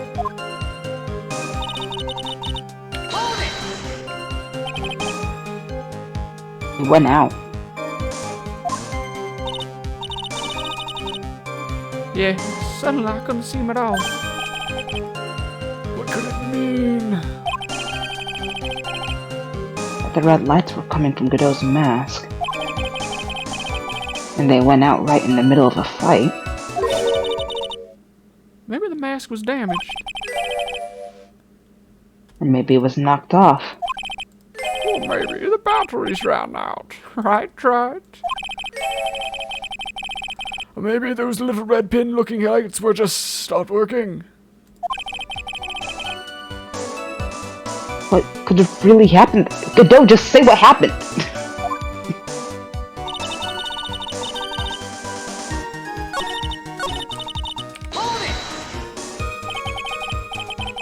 What do you mean by just at that moment? Do you mean the moment when the red lights went out? Yeah, that's right. The scream that you heard then, was it Dahlia Hawthorne? I don't think so. I'm pretty sure it was a man's voice. Wait, whoa, whoa, whoa, whoa, whoa, whoa, whoa, whoa, whoa, whoa, whoa. So then that scream came from the killer. That's gotta be it.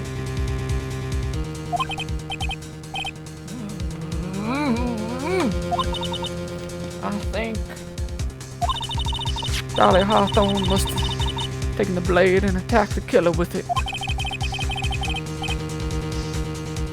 And then the scream let out a killer of pain. And by that I mean flipped.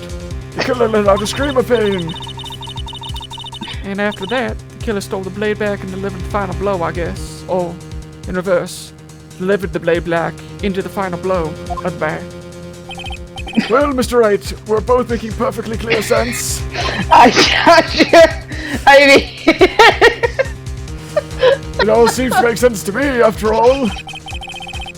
okay, I'm glad you understand.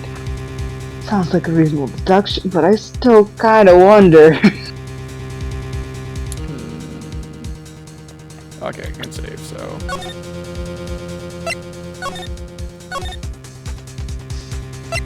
I'm gonna assume contradiction. I'm sorry to say this, but that interpretation would create an enormous contradiction.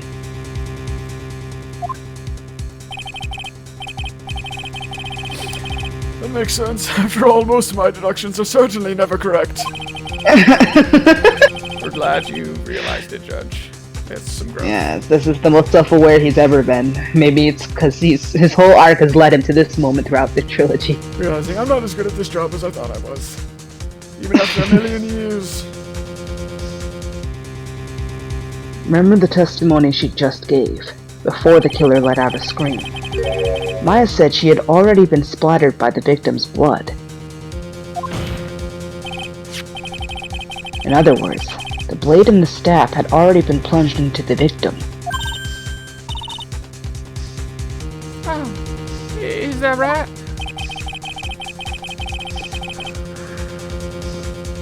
Do you think her mom stabbed herself?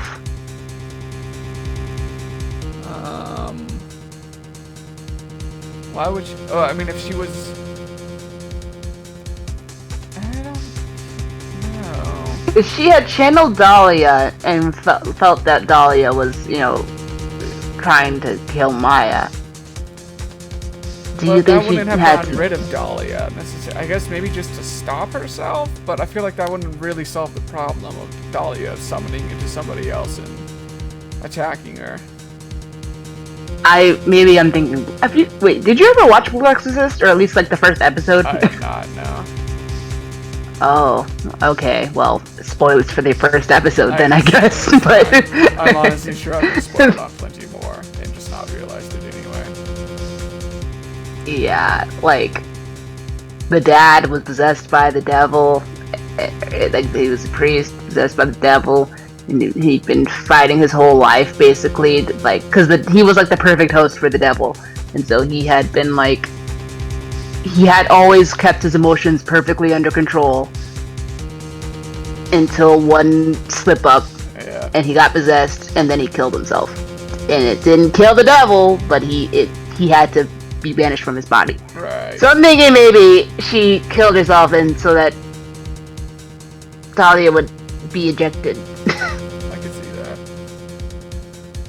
But Dahlia was still there, so I don't see who channeled Dahlia after the Oh, Iris. No, Maya did.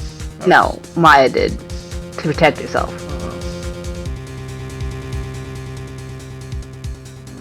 Either way, she couldn't have struck back with a sword that was already stuck in her body, unless she just couldn't. That had no effect because she was already possessed. The weapon that caused the killer to let out a scream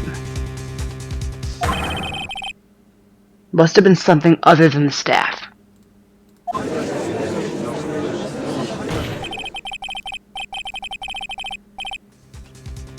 If you're so sure about that, then don't keep us waiting any longer, Trax.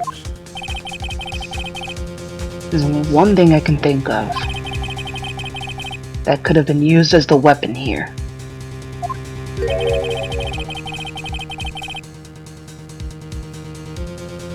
The knife? Yeah, that's what I'm thinking. Dahlia Hawthorne had already been stabbed in the back by the staff. To what could she have used to do the other thing? Perhaps that one thing that had the thing on it. Okay, but this isn't victim's blood. But we saved, so let's just do it anyway. Naturally, the dagger the killer brought to the scene of the crime. Oh, that's right. I forgot about that. This dagger was found at the crime scene, stuck into a pine tree.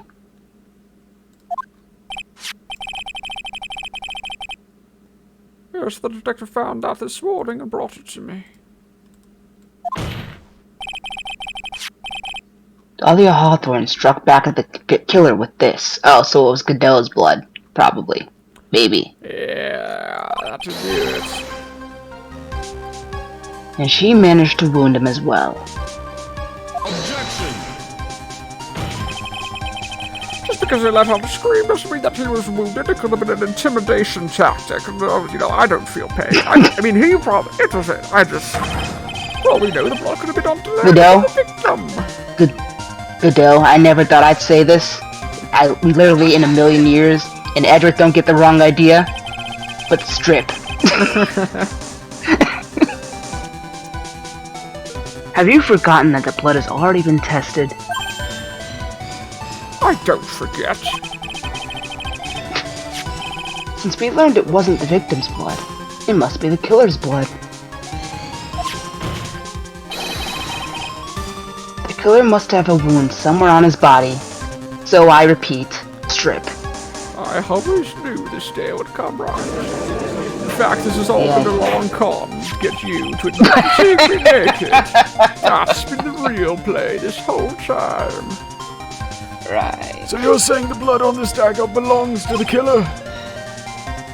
Exactly. A DNA analysis of the blood would prove it beyond a shadow of a doubt. And yes, Mr. Godot, it would prove that it's your blood. I believe the saying is yes and.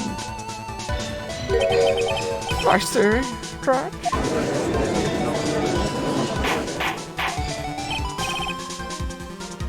Order in the court! See, if Emma were here, she could just do her little lab analysis thingy, where we got to, like, see what the blood belonged to, who the person's blood belonged to. Well, Nick, you also got me, and I could just lick it, but, you know, I'm so glad that you're just thinking of some other daughter. Well, after I haven't seen you for so I will long. not let you get AIDS right after you just recovered. Is this the end? Have I done it? Oh, I don't think it's... am I crazy? I don't think it's is it tuberculosis? I don't think know. tuberculosis is a blood disease. Yeah, I don't think it is either, but it sounded more right than AIDS for a moment. Did you read this one? No, even if you won't be able to change the results of a scientific test.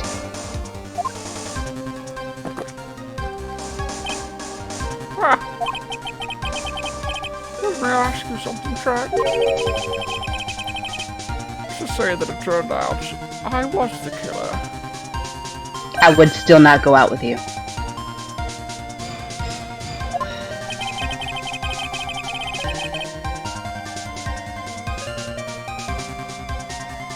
You really think I would be stupid enough to leave evidence like that? I mean, you left behind a big old thing that said Maya on it, so... Just think for a second.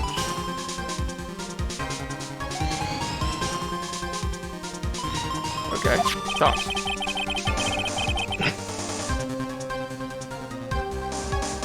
This dagger was found this morning by a detective and brought to me. Oh, yeah, why wouldn't you have just There was already blood on it. gotten rid of it? Not even so. I'm the one who brought this dagger here to the courtroom. Yes, what does that prove? Well, if I really were the killer, I could could have washed the blade off and then planted another person's blood on it. I mean, fair.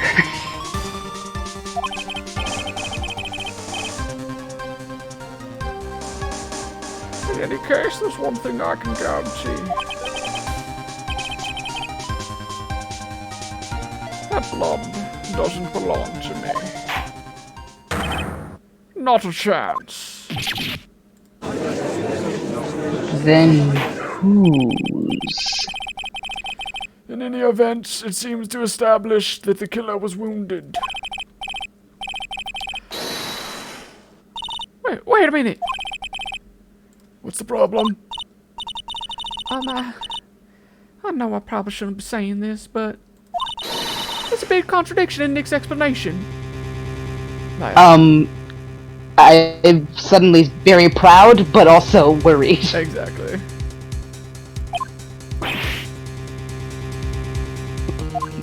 I've never been so proud. This dagger, you said that it wounded the killer. That's right. But Mr. Godot had really been cut with the dagger. His clothes should have a bloody or rip in them, right?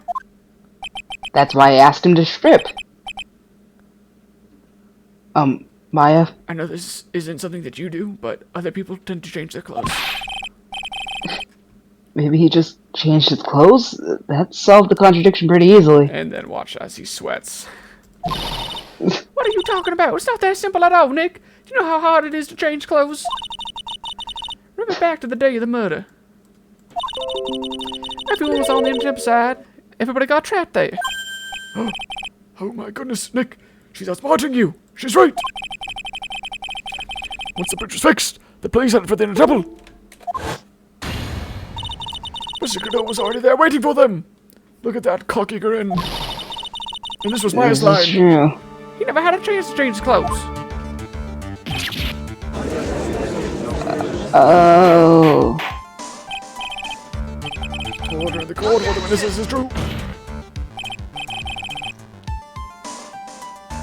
Well, maybe he brought a change of clothes with him. He's always in this outfit, so maybe he just got another extra pair. But no one could have predicted the lightning strike that shut down the bridge. Why would anyone have brought a change of clothes? Okay. I'm proud in two people?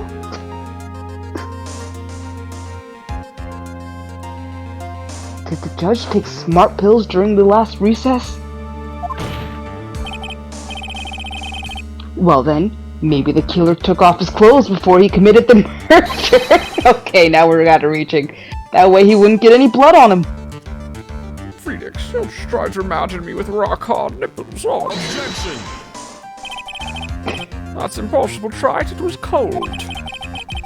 You know how cold it gets Yeah. there late last night. Yeah, well, you know, Maya's wearing sandals. Open-toed shoes out there in the snow. She's fine. Yep. Yeah.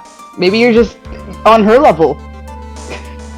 Also, do you think it wasn't that he was cut on his clothes. Maybe his mask did fall off and he got on the face and the goggles are hiding it? That could very well be the bee.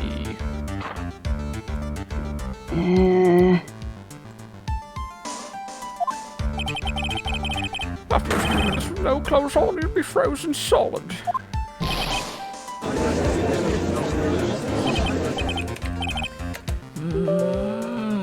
So many So many So that's all you've got.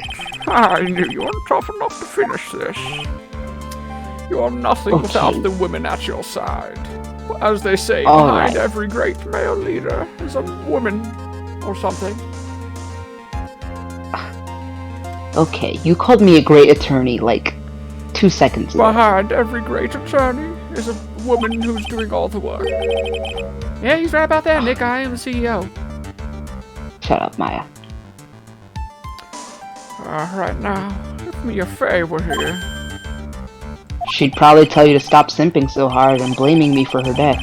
If Mia Fey were here, she would have closed the book on this case already. She never made any mistakes.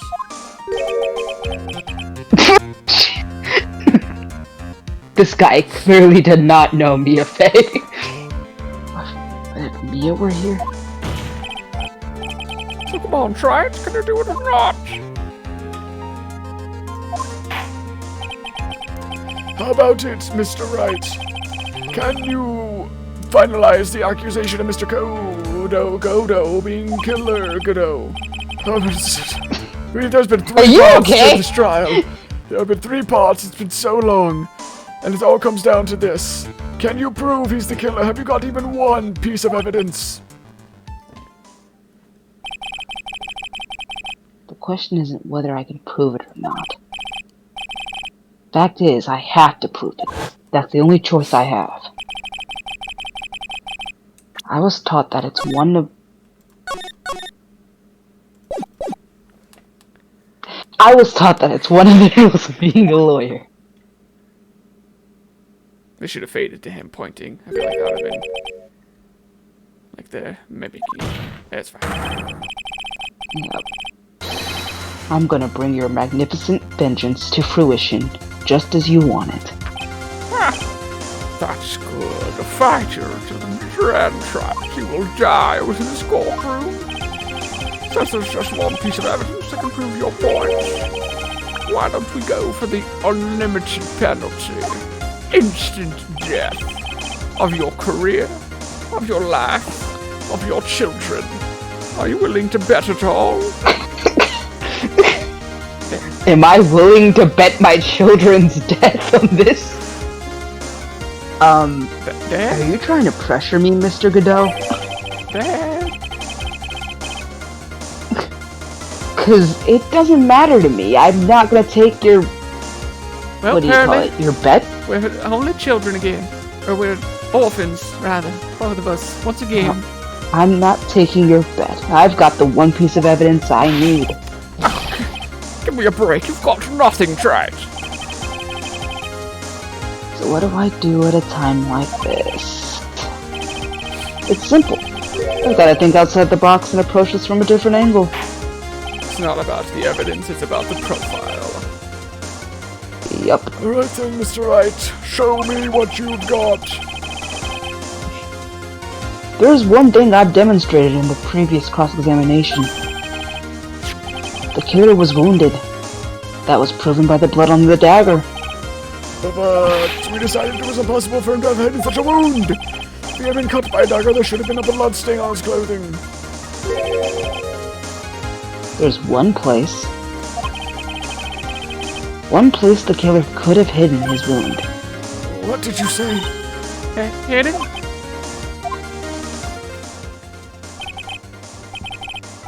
This is it.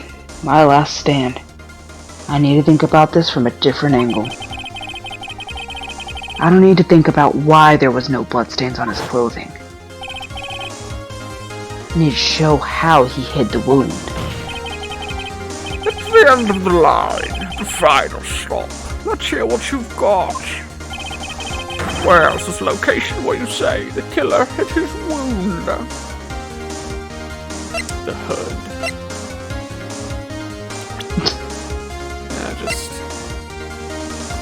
It's his face. Right, just the mask. Yeah, I'd say so. I don't know what you're talking about, and frankly, I don't need to know. What I do know is that you'll never be half the lawyer that she was. Isn't that right?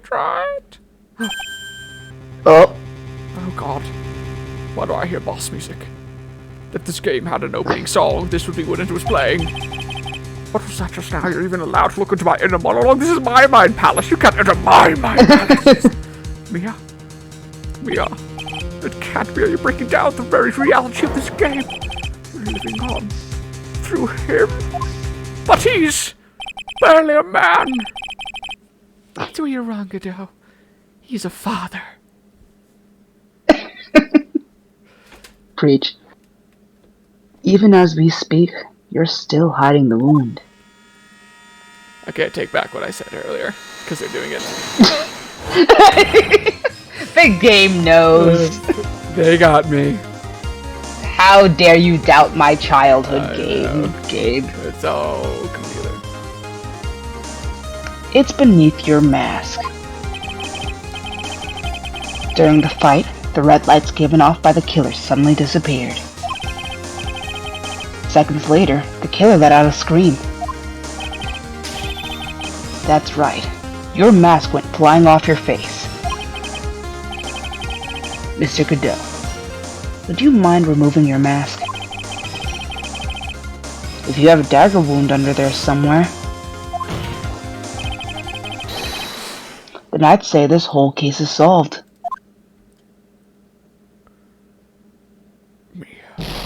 Oh! This is his freak out. Sorry, what? I said that's what his freak out looks like, I guess. Yeah. Like, A literal explosion. Oh, Dad. you know, Well, this is my last meal.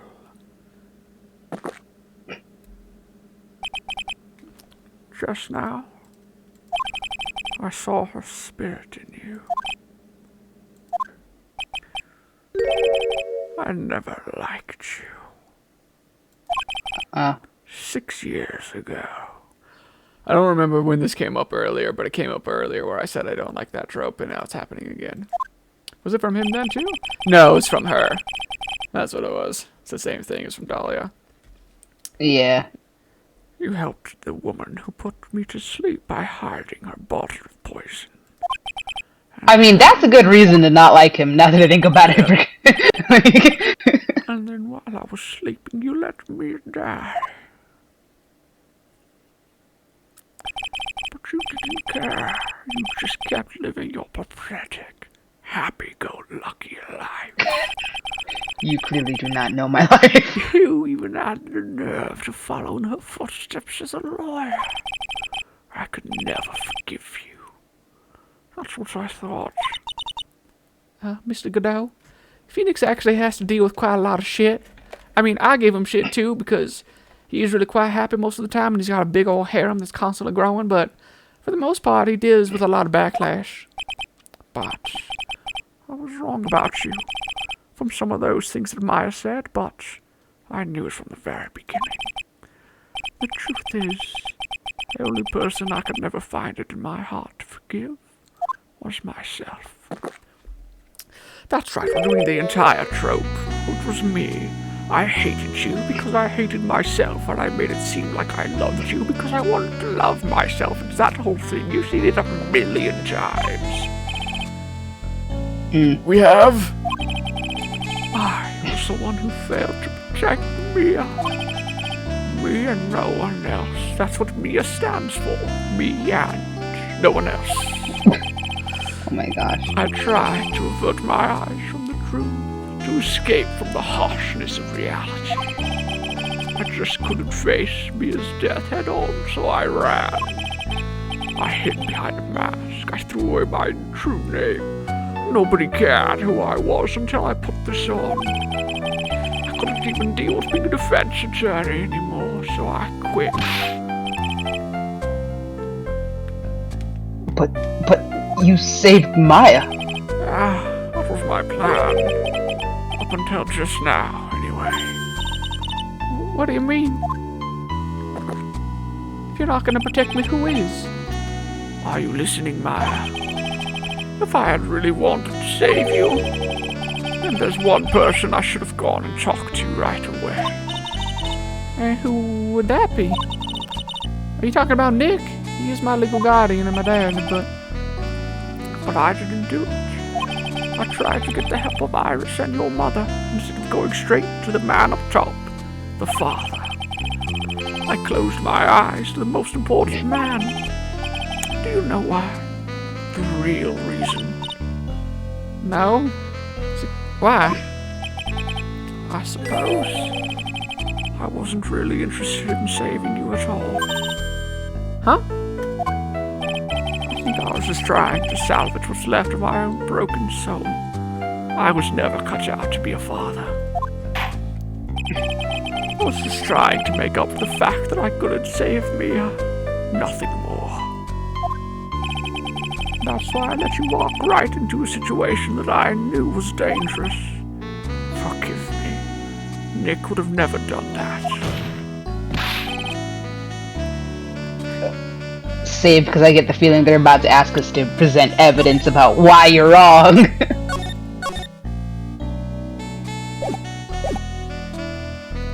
You're wrong. I can't believe I'm saying this and also sticking up for you, but Yeah, you're Nick puts wrong. me into dangerous situations all the time. Did y'all hear about that last trial where I was kidnapped? That was because of Nick. Okay, Maya, really? I'm still trying to work on forgiving myself for that. You put your life on the line to save Maya.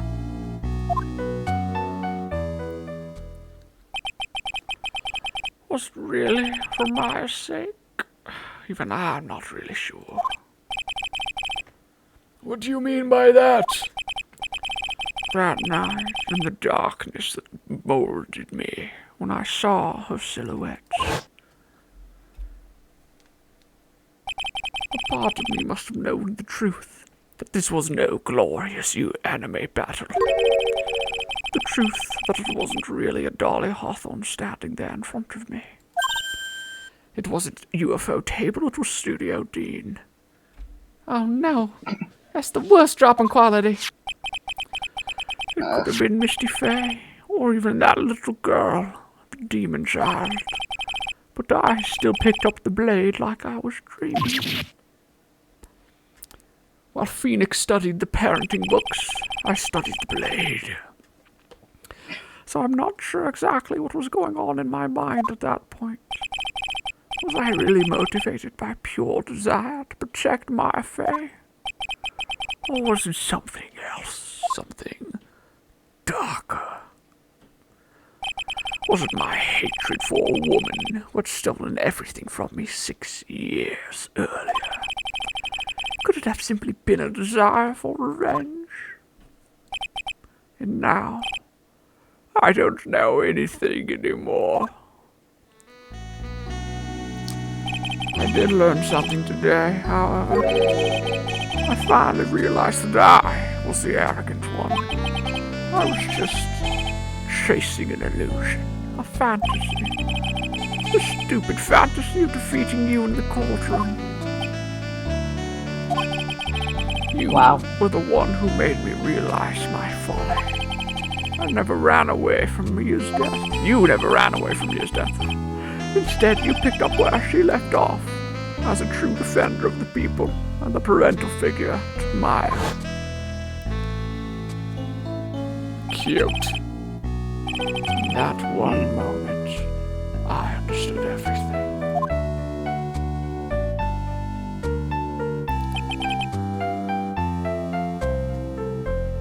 Wow, Mr. Godot, this is like the longest you've gone without hitting on me or making a sexual innuendo. I'm honestly not sure how to feel, but Speaking of sexual innuendos, I understand. You brought it up, right?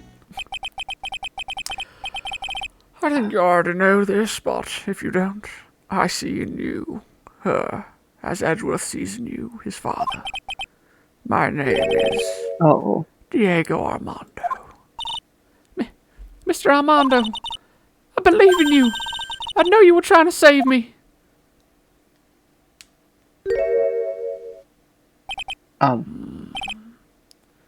Gracias. Your wound. It's bleeding. Can we get a doctor? Did you forget already? In my world, the color red doesn't exist. Oh my god.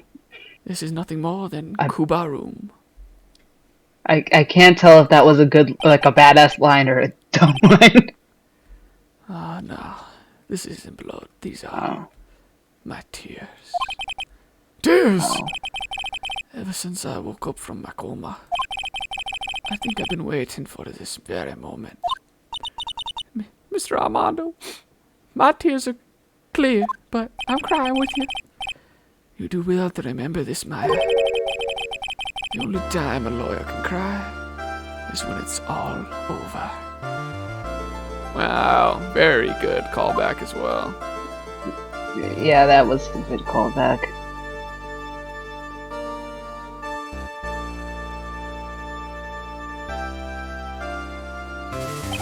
This time, it really is all over, isn't it? I swear to God, if one person objects, I will flip a lid. Defendant, Yes, Your Honor.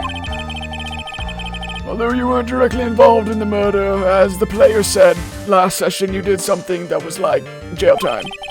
This is what it was. Tampering with the body in the crime scene is a serious offense. Yes, I understand, Your Honor.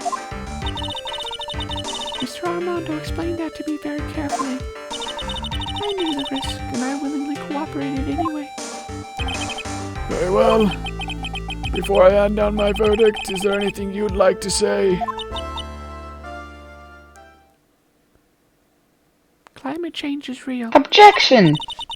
What? Oh, climate change is forgotten! Well, there is one thing I'd like to say to Mr. Wright. Oh. Okay. I want to apologize to you for all the sexual tension that you've suffered in this courtroom, and the abuse, and the flirtations. Anything good and bad, I'm so sorry you had to be in this courtroom. Now I'm gonna cry. This is the first time anyone's ever understood. But, wow, thank you. Also, what else? For the case 5 years ago, of course.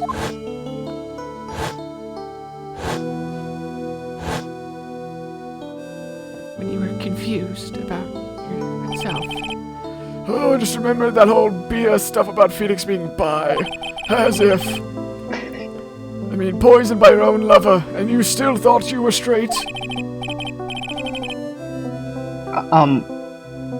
Not exactly. But yeah, something like that. It's complicated. God. Even now, 5 years later, I can hardly believe that I fell for a sociopath. She was gonna do it. She was planning to kill me. God, I'm so glad I found Edgeworth. It's not all that surprising. The two of you hardly knew each other. Well, I mean, you're right, but how do you know? You and my sister, you only met twice. No! You don't need to do this. Oh, for the love of Wait. God, don't do what I think they're about to do. They have no need to I do think I know what this. they're about to do too. Okay, go What?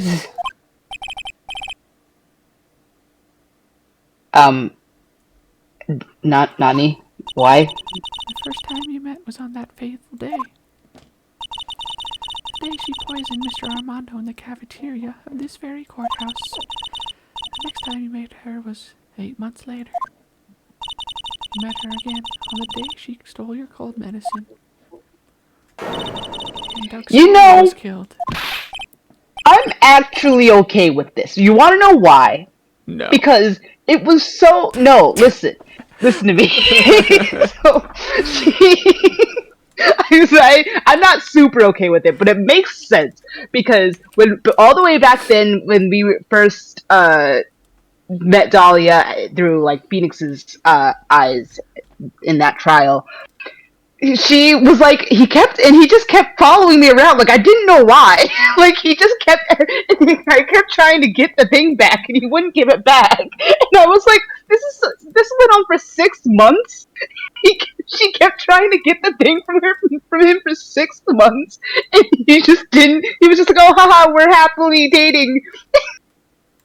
Like, it didn't make sense. It bothered me for so long. That actually makes sense. I don't, why? Why does this change that for you? I don't get where you're coming from. Because she's trying to, isn't she trying to say that they her. were actually the ones that were dating? Yes, that's what I'm getting. Right. But So I'm saying all the way back when Dahlia had the case where she was like she exposed herself and she revealed that like she was trying to kill him and whatever. She was like, I didn't like him. I was just using him and I kept trying to ask him for the thing back and he didn't want to give it back. And like it went on for they were dating for 6 months. 8 months. 8 months. Oh yeah, 8 months. Even longer. Like, and she kept it through that lens. That would have been like, okay, so they were dating, and Phoenix was so dumb that he couldn't tell that she had just kept asking and asking and asking for the bottle back. That never. It kept happening after, like on the second time that they met. She kept trying to get the bottle. Oh, you're from him saying and it he wouldn't only give it back. happened that day, not throughout the whole 8 Yeah. months? Are you okay? Yeah. I don't. That's not what I was getting from what she's saying, but I guess. Let's see if she says something. I mean, about it's it. how else would it have worked? Because they only met twice. I just think that he was that stupid. Because why? Okay, let's see. Let's see what they say. I mean, during the whole relationship, we were. Yes, we were for those 8 months. The woman you thought was Dahlia Hawthorne wasn't actually my sister. Huh? It wasn't Dahlia, so I don't have trash taste in women? I hope one day you can forgive me, Feeny. Oh god, I have PTSD. Oh god, no. No. You mean... Meanwhile, Edgeworth, wherever he's like locked out of the room, probably like watching a TV screen somewhere. You mean she's still alive? That's right. I lied to you for 8 months. But why? Why would you saw what he looked like back then? Ever since she gave you the bottle that day, my sister was trying to get her back as soon as she possibly could. Because of the police investigation and their surveillance, she couldn't move about freely. So that's why you... My sister, from the beginning, she was prepared for the worst. prepared for the worst? She thought that you might somehow discover the truth. That's why she was always ready to deal with you at a moment's notice. You mean she was ready to kill me? Yeah. She already had so much to answer for. I didn't want any more sins on her soul. I begged her not to do it, and she agreed to give me a chance. Oh, and that's why you came to me? You came to get the bottle pendant back from me in her place? But I couldn't get you to give it back. Yeah, she still did it throughout the whole 8 months. Gotcha. That's why I still am like... Yeah, I was like, I don't think that's what they're getting at, diva. Okay, well... Still, Phoenix doesn't have as trash of taste as women as we thought. I failed at something even as simple as that. Like the player failed at understanding what happened here. Okay, 8 well... months passed and I still couldn't get it back from you. Finally, my sister couldn't wait any longer. And did a murder. She didn't consult me about her plans for you that day. It was the first time that had ever happened.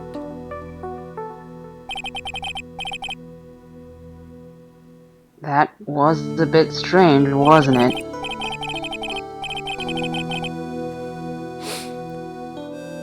You two were partners in crime, and she would confer with you. I didn't know that they were... I mean... They were separated. They weren't living together. Yeah. I think she must have noticed.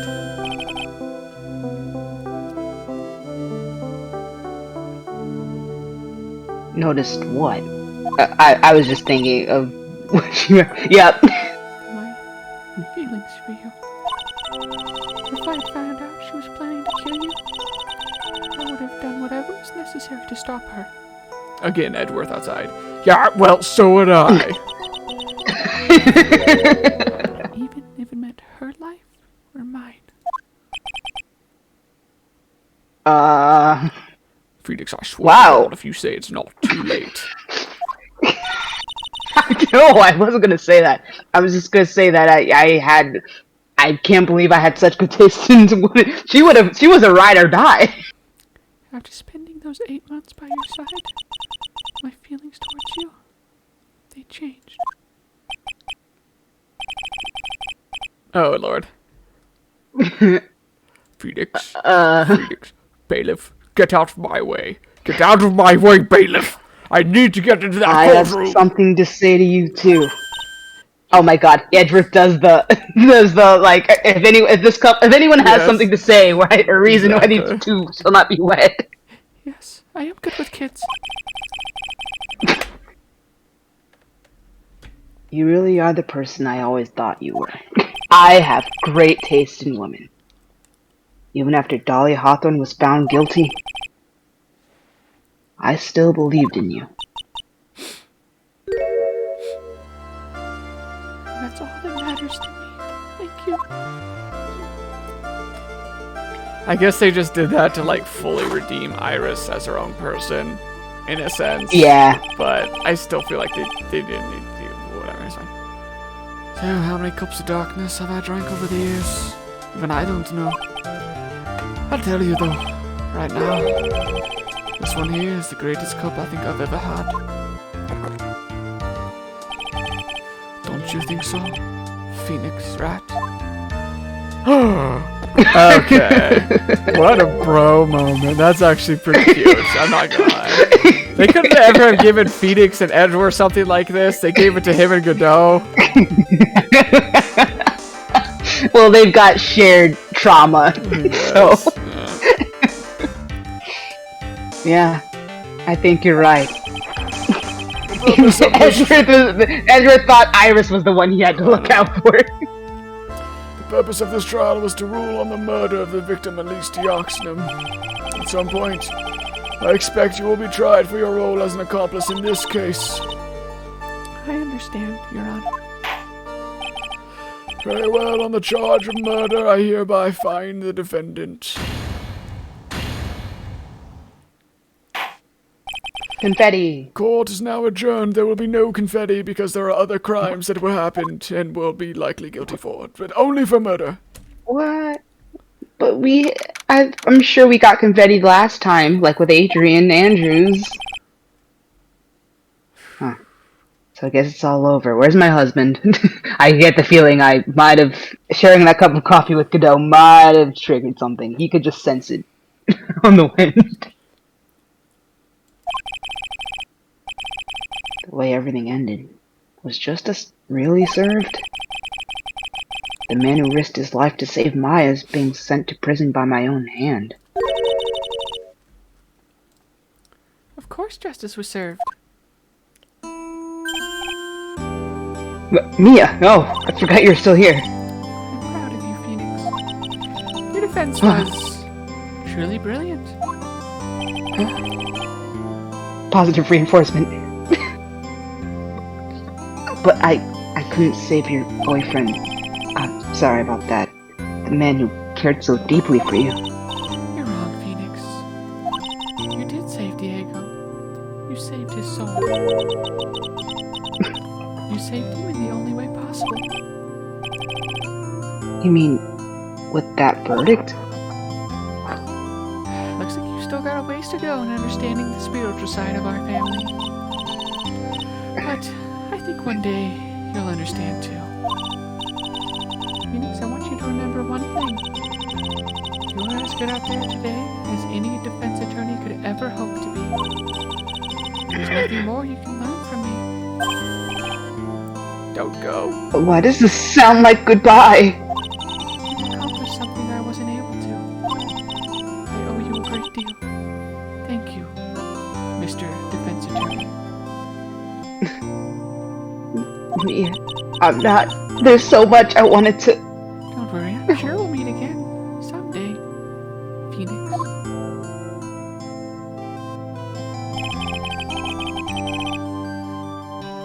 I've handled lots of cases and seen a lot of things. Why is this music so cute? And along this journey, I found myself asking just one question. What does it really mean to defend someone? Plus, today's case produced one possible answer. Nick, can I please eat something now? Maya, oh, give me a hug. I guess it's just like my sis said. Yeah? What did she say? That night, when I channeled me to get her advice on what to do, this is what she wrote back in my notebook. Don't worry. Phoenix will save everyone in the end. Power, friendship, or no, even if he has to do it alone, he'll get you covered.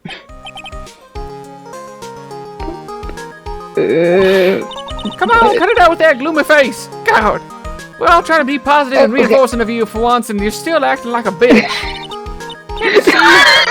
Me, sis, and I'm sure Iris too.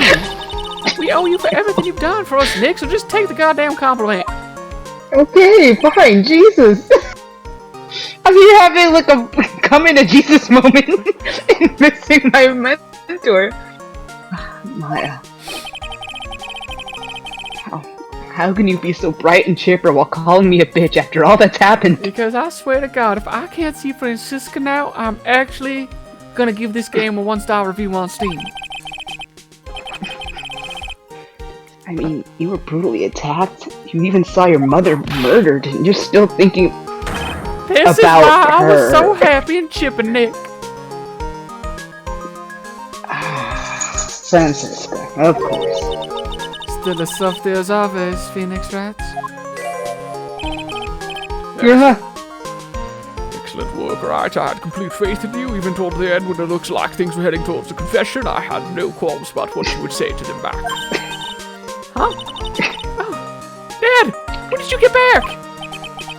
Francisca? Oh. Well, that's right. I guess no one filled her in on that.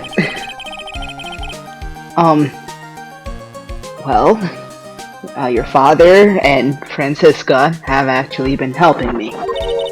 Helping you? Francisca, Dad, you came back for me? If these two hadn't been here on the first day of the trial.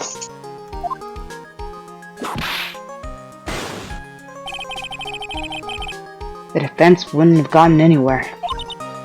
Wow. But where were you, Nick? I heard he fell into a river and caught a nasty cold which forced him to sleep all day. Yes, he laid in bed, shivering from his fever with Iris's hood pulled over his head.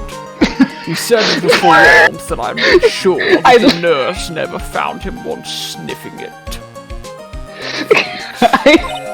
I love how he just had to mention Iris's hood, like, in canon. Like... Oh. Ouch. Nick, talk about embarrassing. You definitely need to get some more training. Anyway, thank you, Mr. Edgeworth. And you too. Francisca, I didn't even know you were here. This is a pleasant surprise. How you been? I don't suppose... Godot? Oh. Oh. I don't suppose there's room for me in this group hug, is there? Oh! Harry. I'm gonna regret asking this. What's with the, longer than usual face? I realized something when I was reborn. I realized that Larry was never of use to anyone, not even once. And then Harry, still kinda not great. Larice, Harry, Larry, all my alter egos. Well, no, that's not true. Right, Nick? Nick, pay the man. Tell him about the time that he was useful. I'm gonna be honest, I've known this guy for over 20 years, and I can't think of... Well, Nick, is it true? I've got a place in this world, right? Or should I have been the one to jump off the bridge and die? My life is living in your hands. No, yeah, of course, yeah. You're lying to me. I knew it.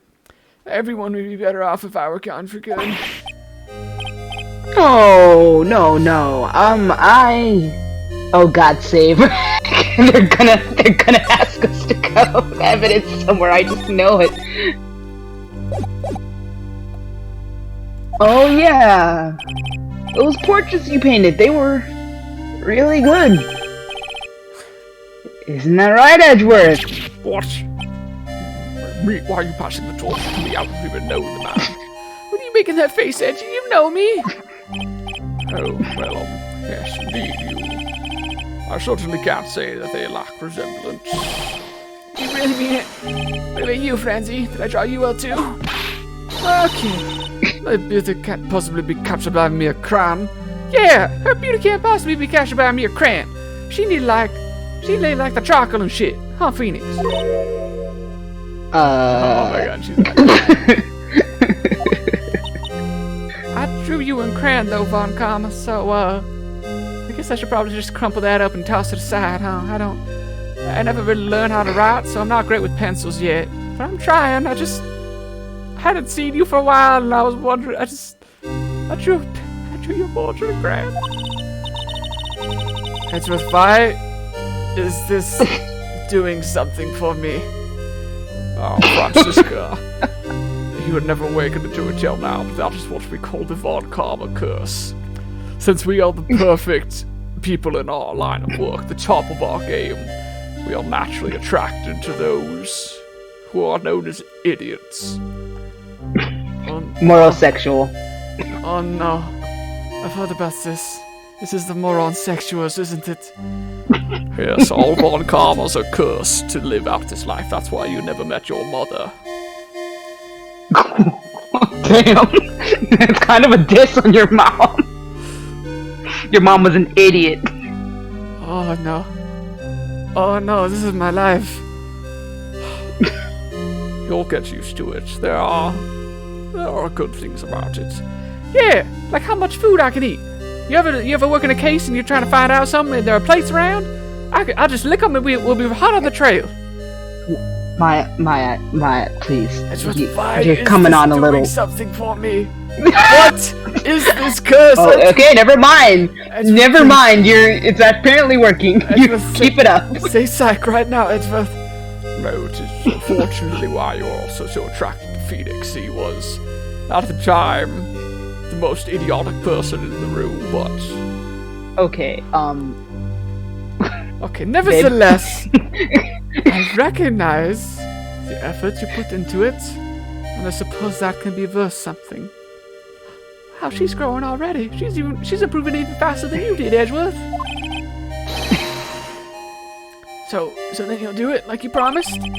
You're gonna model for my next picture book. Francisca's... Don't get carried away. Obviously, I'll model before Maya than you. What? What? What? What? Well, how about that? Everyone's sales is shipping, and then there's me. I guess painting portraits is the only thing I'm good at, and I'll just have to do it alone forever. I mean, painting a pearl was pretty darn good too, if you ask me. Francisca was all like, I don't look like a demon, and then I was like, oh, but I know a demon. Wait a minute.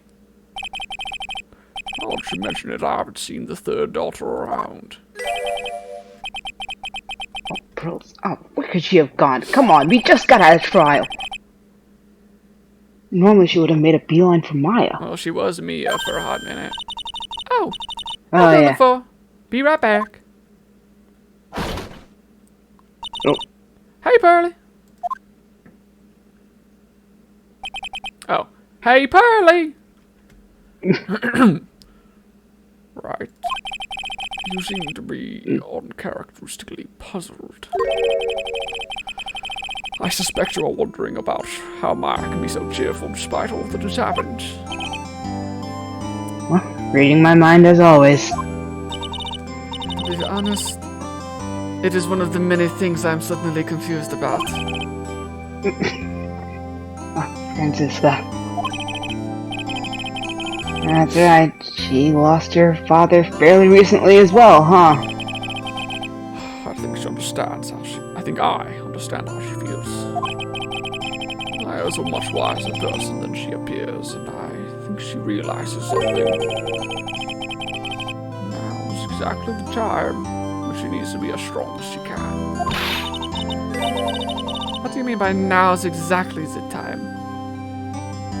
Is this because Mara wasn't the only one that was badly wounded by this incident. In fact, there was someone that was hurt far more deeply than she. I believe it's for that person that Maya's trying her best not to cry.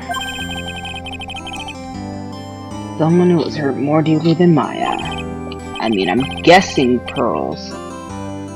Knock it out. See, that was my guess too. Like, that was my first guess, but I think Pearls makes more sense because her mom's involved. Like, you know, Yeah, and Pearl she's also probably not here right now, which, like they said, is uncharacteristic for her, considering. Yeah. She was also trapped on an island alone for a while. I mean, safe in case they. But, like. It could be Gudo, I guess. But. Pearls. I think I'm starting to understand too. Don't tell me, Phoenix, right? Because as I've said, I'm suddenly very confused about what the rest of my life might look like as I've awakened to this curse. Who's my being strong for? Well, no, that's... Why did you just show me that, Phoenix Wright? I have no idea what this is supposed to serve. Did you seriously misclick at the most important part of the game? Oh, although right, this is why you saved. I'm certain that my guess is entirely correct. Only Maya can really say what the truth is inside her heart. Okay. I misclicked. Good thing we saved. Well, obviously, Francisca. It's for you. I didn't even change. It's not Pearl? No, I chose Francisca. Oh my god. I wanted to see if she would say anything, but she didn't. Okay.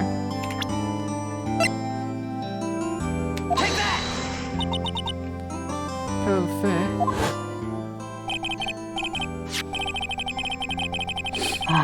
Poor kid.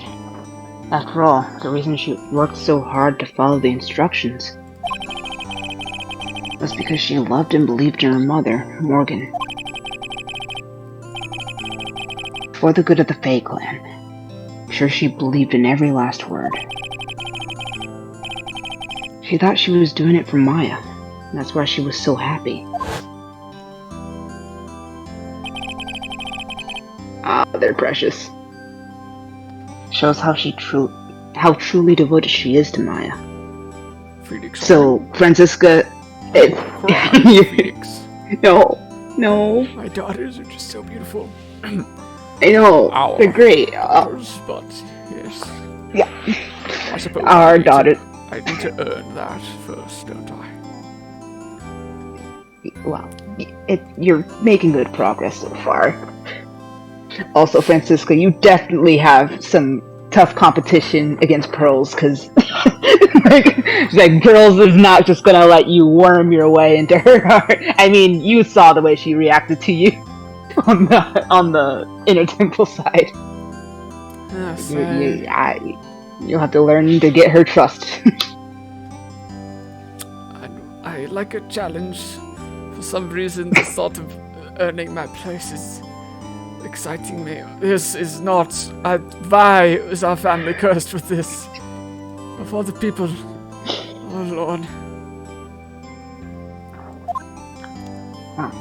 Good luck, I guess. If Evjeth can do it, so can I. It'll be easy. I bet they do it in half the time. What is the cruel irony that we Von Karmas are cursed to fall in love with the most idiotic, most difficult individuals. Okay. Alright, thanks. Just stand right here, thanks. You just have to learn to love the flaws. It's a cruel irony as well that her exuberance led to this tragedy. My Faye's mother was killed, and Maya herself was put into the deepest peril imaginable. And that's exactly why Maya's putting on a brave face. She's doing it for Pearl's sake. Till she can see her smile again. Oh, hey, so this is where you all were. We're endgaming this, Hey. and I haven't got my scene yet. Wow, looks like we got such a... Ow! What was that for, sir? Oh, sorry about that, Scruffy. We were just having a moment, and you ruined it.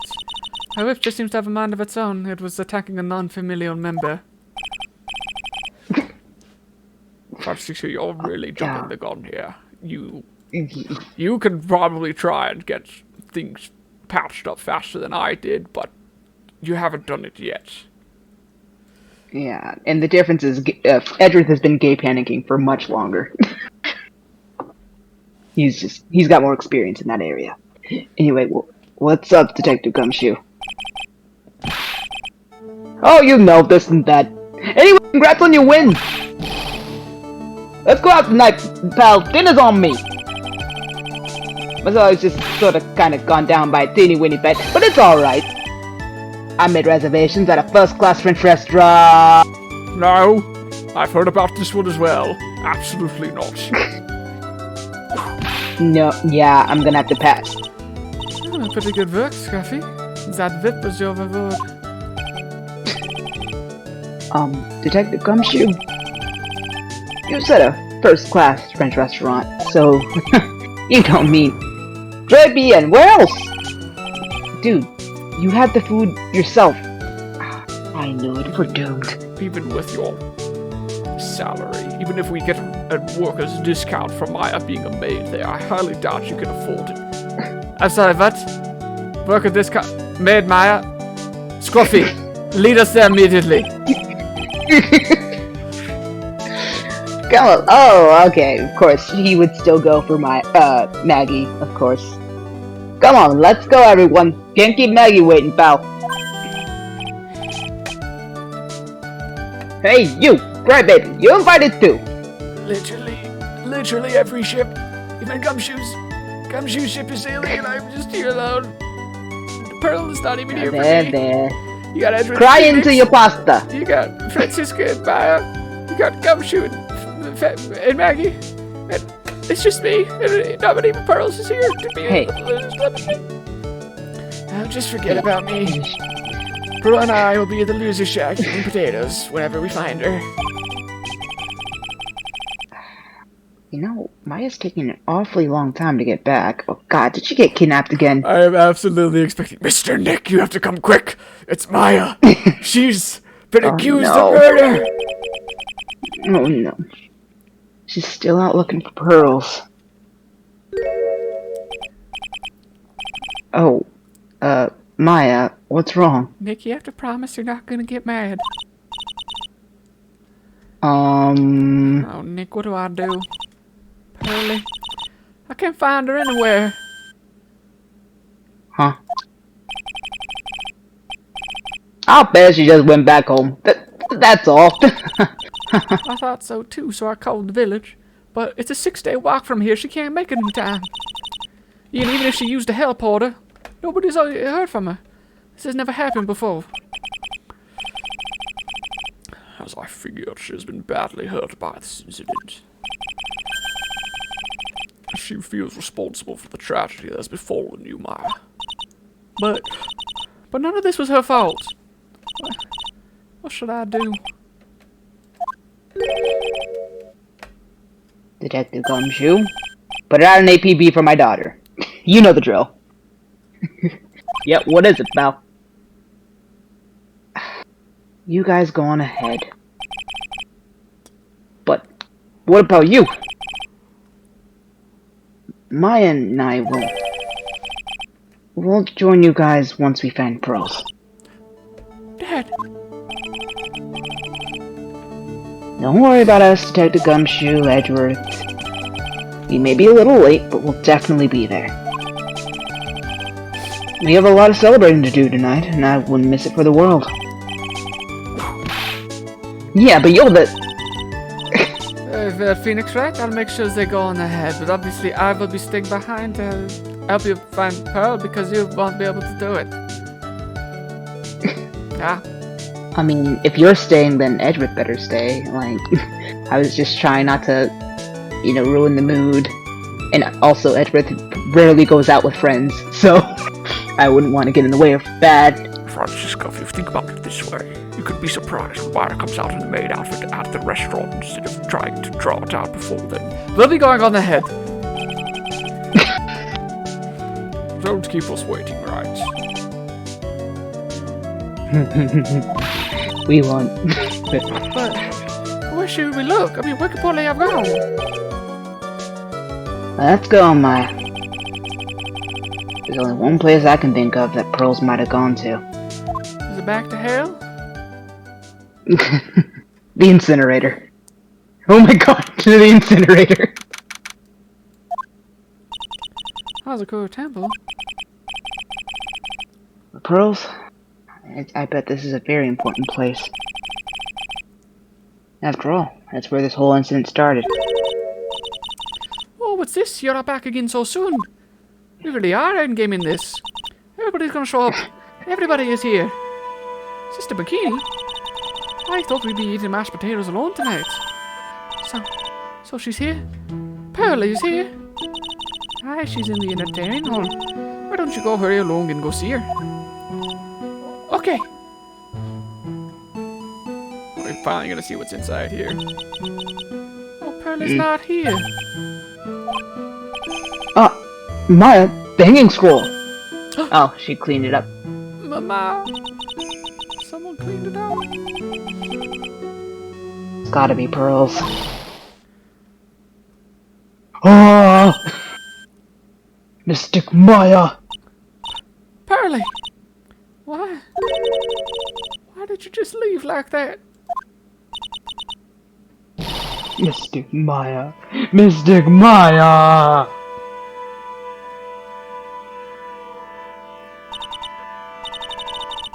I swore that I would never trouble the two of you ever again. Because it's all my fault that Mystic Maya's mother. That's why, that's why you came here?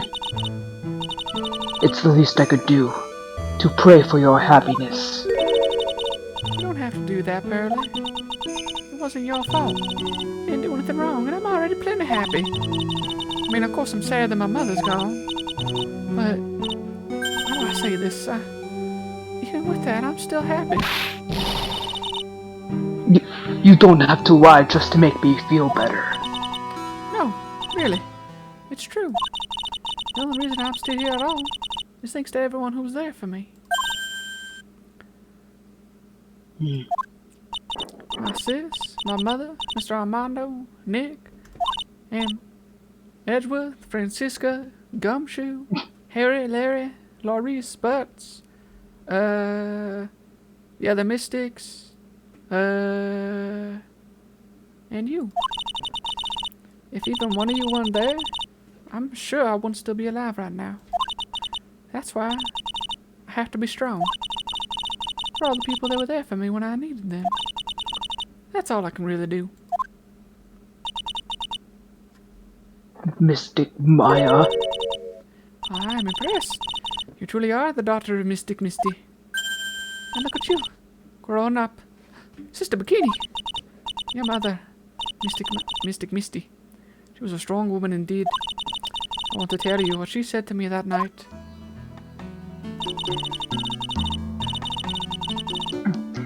After dishonoring the good name of Crane, I don't have the right to face my daughter. But still, Maya is always in my thoughts. It's true, she'll always be with me, until the day I die. Oh yeah, and the other one, Mia. Well, Mira was already dead. Her spirit was with her. Yeah, I know. That's why your mother was so strong. Even at the end, I'm sure she had no regrets.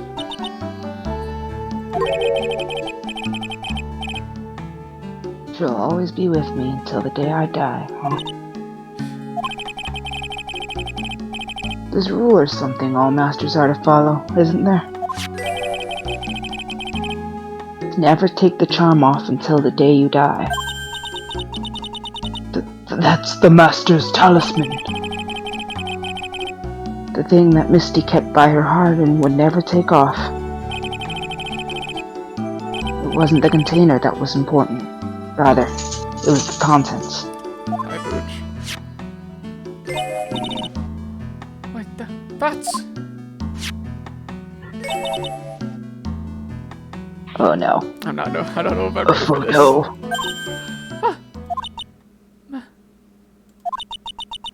Wakasa.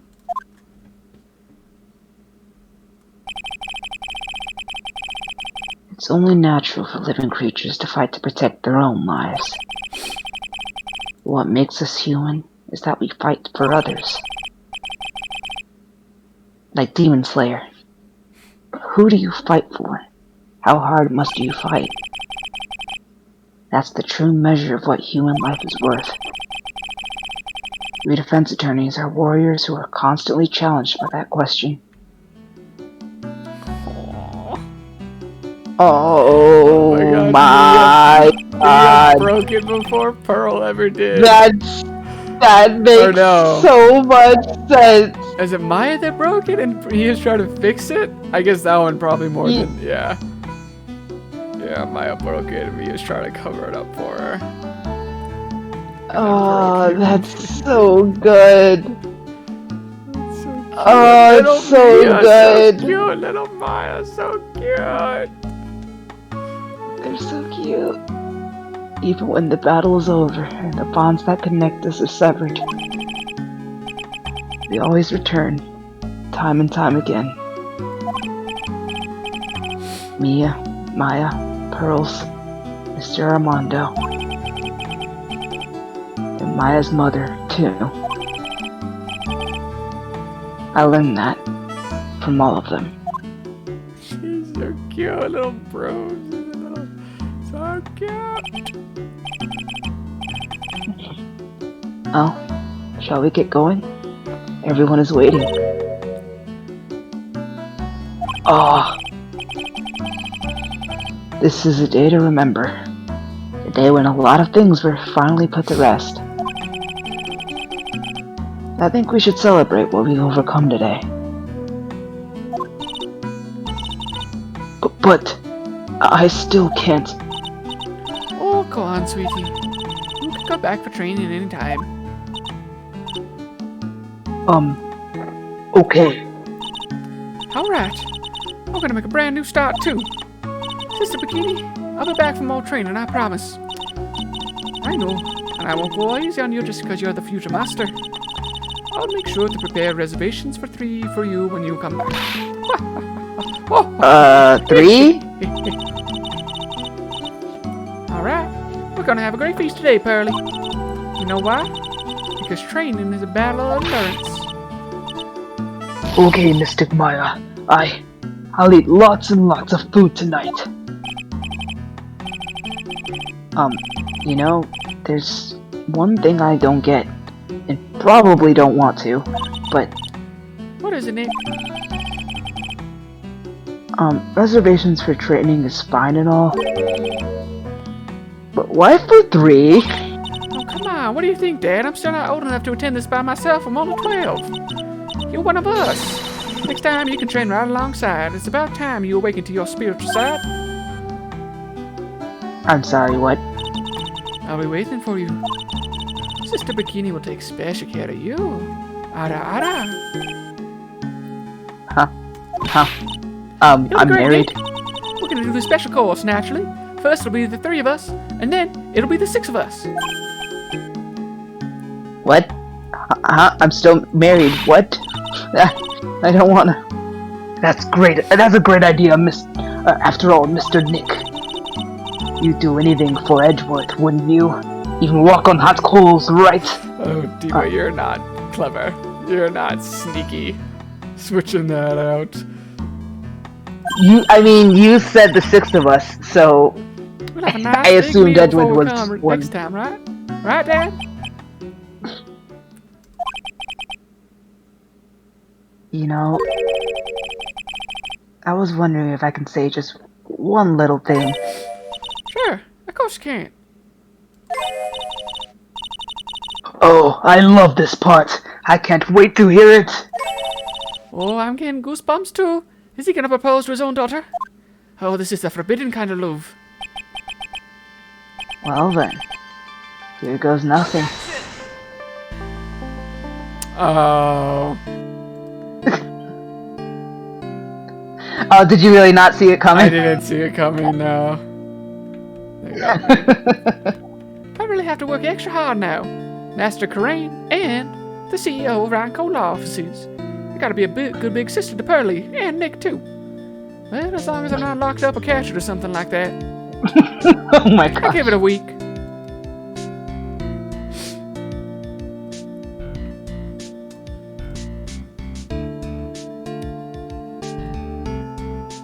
So it's true, Mr. Nick really is Mystic Maya's knight in shining armor. He went through with the special course all the way to the end. Actually, I heard there's a legendary extra special ultra course here too. I think I'll surprise the two of them by making them a secret reservation.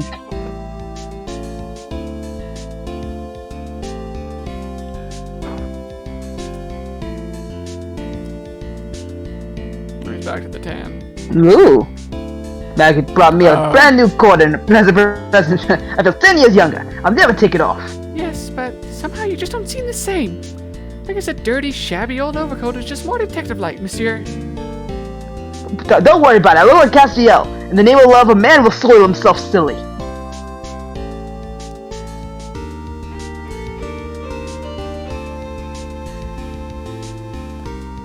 Oh, Mr. Wright, I'm once again in your debt. Thanks to you, the Treasures Crane exhibit was a great success. I even got to see Miss Von Karma, who I hadn't seen for almost a year. She taught me how to use a whip and said that I must show you what I've learned. Oh, please, no. Von Karma did what? Francisca, when am I going to learn how to use a whip? Oh, this guy. This year I started a company called Mask Consulting. We're dedicated to stopping the evil plans of all the criminals in the city. I don't remember my voice. About to cut it out, please! Pretty cute, huh? Pretty cute. Oh. Oh, that was her. Well, we also sell plans to criminals as a kind of side business. Wonder if that's okay. Sometimes I think maybe we're the worst criminals. Oh my goodness, honey, you simply must speak up. I think that was her voice. I can't remember. Some seductress Sven Patel. Oh, good. This was you. Oh, it was? Yeah. I owe him $500 at Anna T said. Special thick tea, and I mixed with my own 2 hands. But he's drinking it now. When through compromise, She definitely put her blood in that. And that's Yep. cute. She gave him $500,000? Alright, T-set worth that much. Oh. Brother, I'm just old and in the way. A wrinkly, grumbly, clown-nosed waste of flesh. At least, that's what I thought. Well, my grandkids had a birthday party for me the other day. I talk about embarrassing. 69 years old and I cried like a baby with a dirty diaper. After all, the entity of lust would naturally be 69. Oh my god. Oh god. We brought it back. As usual, we have an abundance of work to do. We've hired a new programmer to replace Glenn Elk. I do hope everyone will get along. His name is Adam Mata. As soon as I heard his name, I knew our brain circuits would align perfectly. Oh, okay, it's just another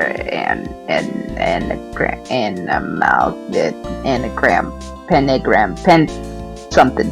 Oh, my, more reporters. Oh, since the murder, we've been made so much money I hardly know what to do. I almost feel like we should start paying taxes. I think the magazines like us because I provide such a nice visual, especially in the spring. Oh, I can hardly wait for Iris to come back. Oh, she committed crimes.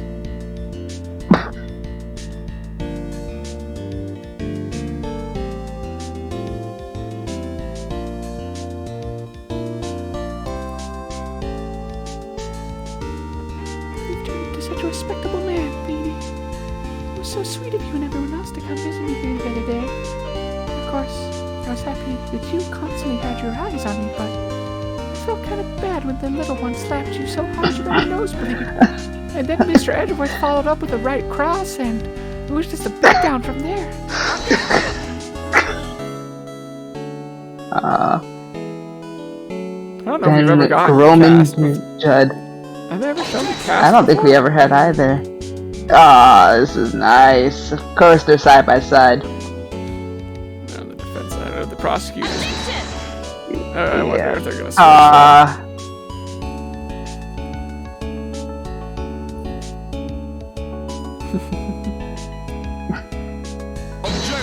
Oh, okay, they do. That's awesome. They're all on the defense side. Oh, God, I'm feeling something.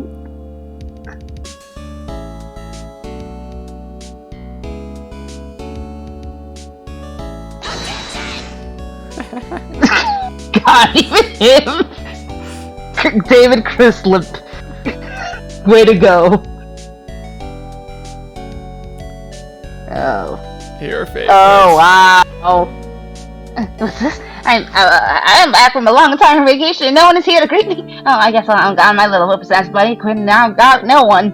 And what kind of lonely, crazy, scary room is this supposed to be anyway? Well, without the flashing lights and switches, I feel like some sort of space alien. And now what am I gonna do with all these macadamia nuts I bought for everyone? If I bring them over to Eddie Pooh, I know exactly what he said. I really can't accept these. I'm afraid there's something as fat as a little hard out when I was the kind of gentleman who would treat you like a lady.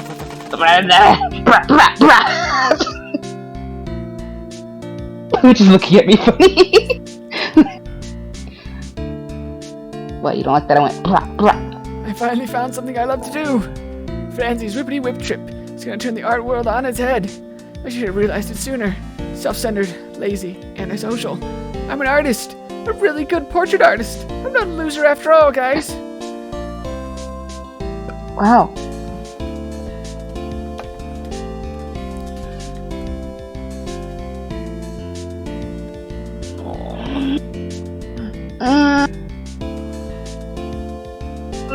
This is good, Harry.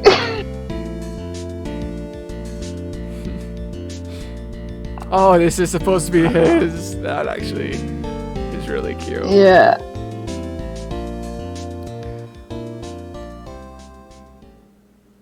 Nothing from Phoenix, Edgeworth, Von Karma. Bridge to the turnabout. A lawyer only cries once it's all over. 2 achievements. Let me see what this other one was. Lawyer only cries once it's all over. Clear all of the Phoenix Wright Ace Attorney trilogy.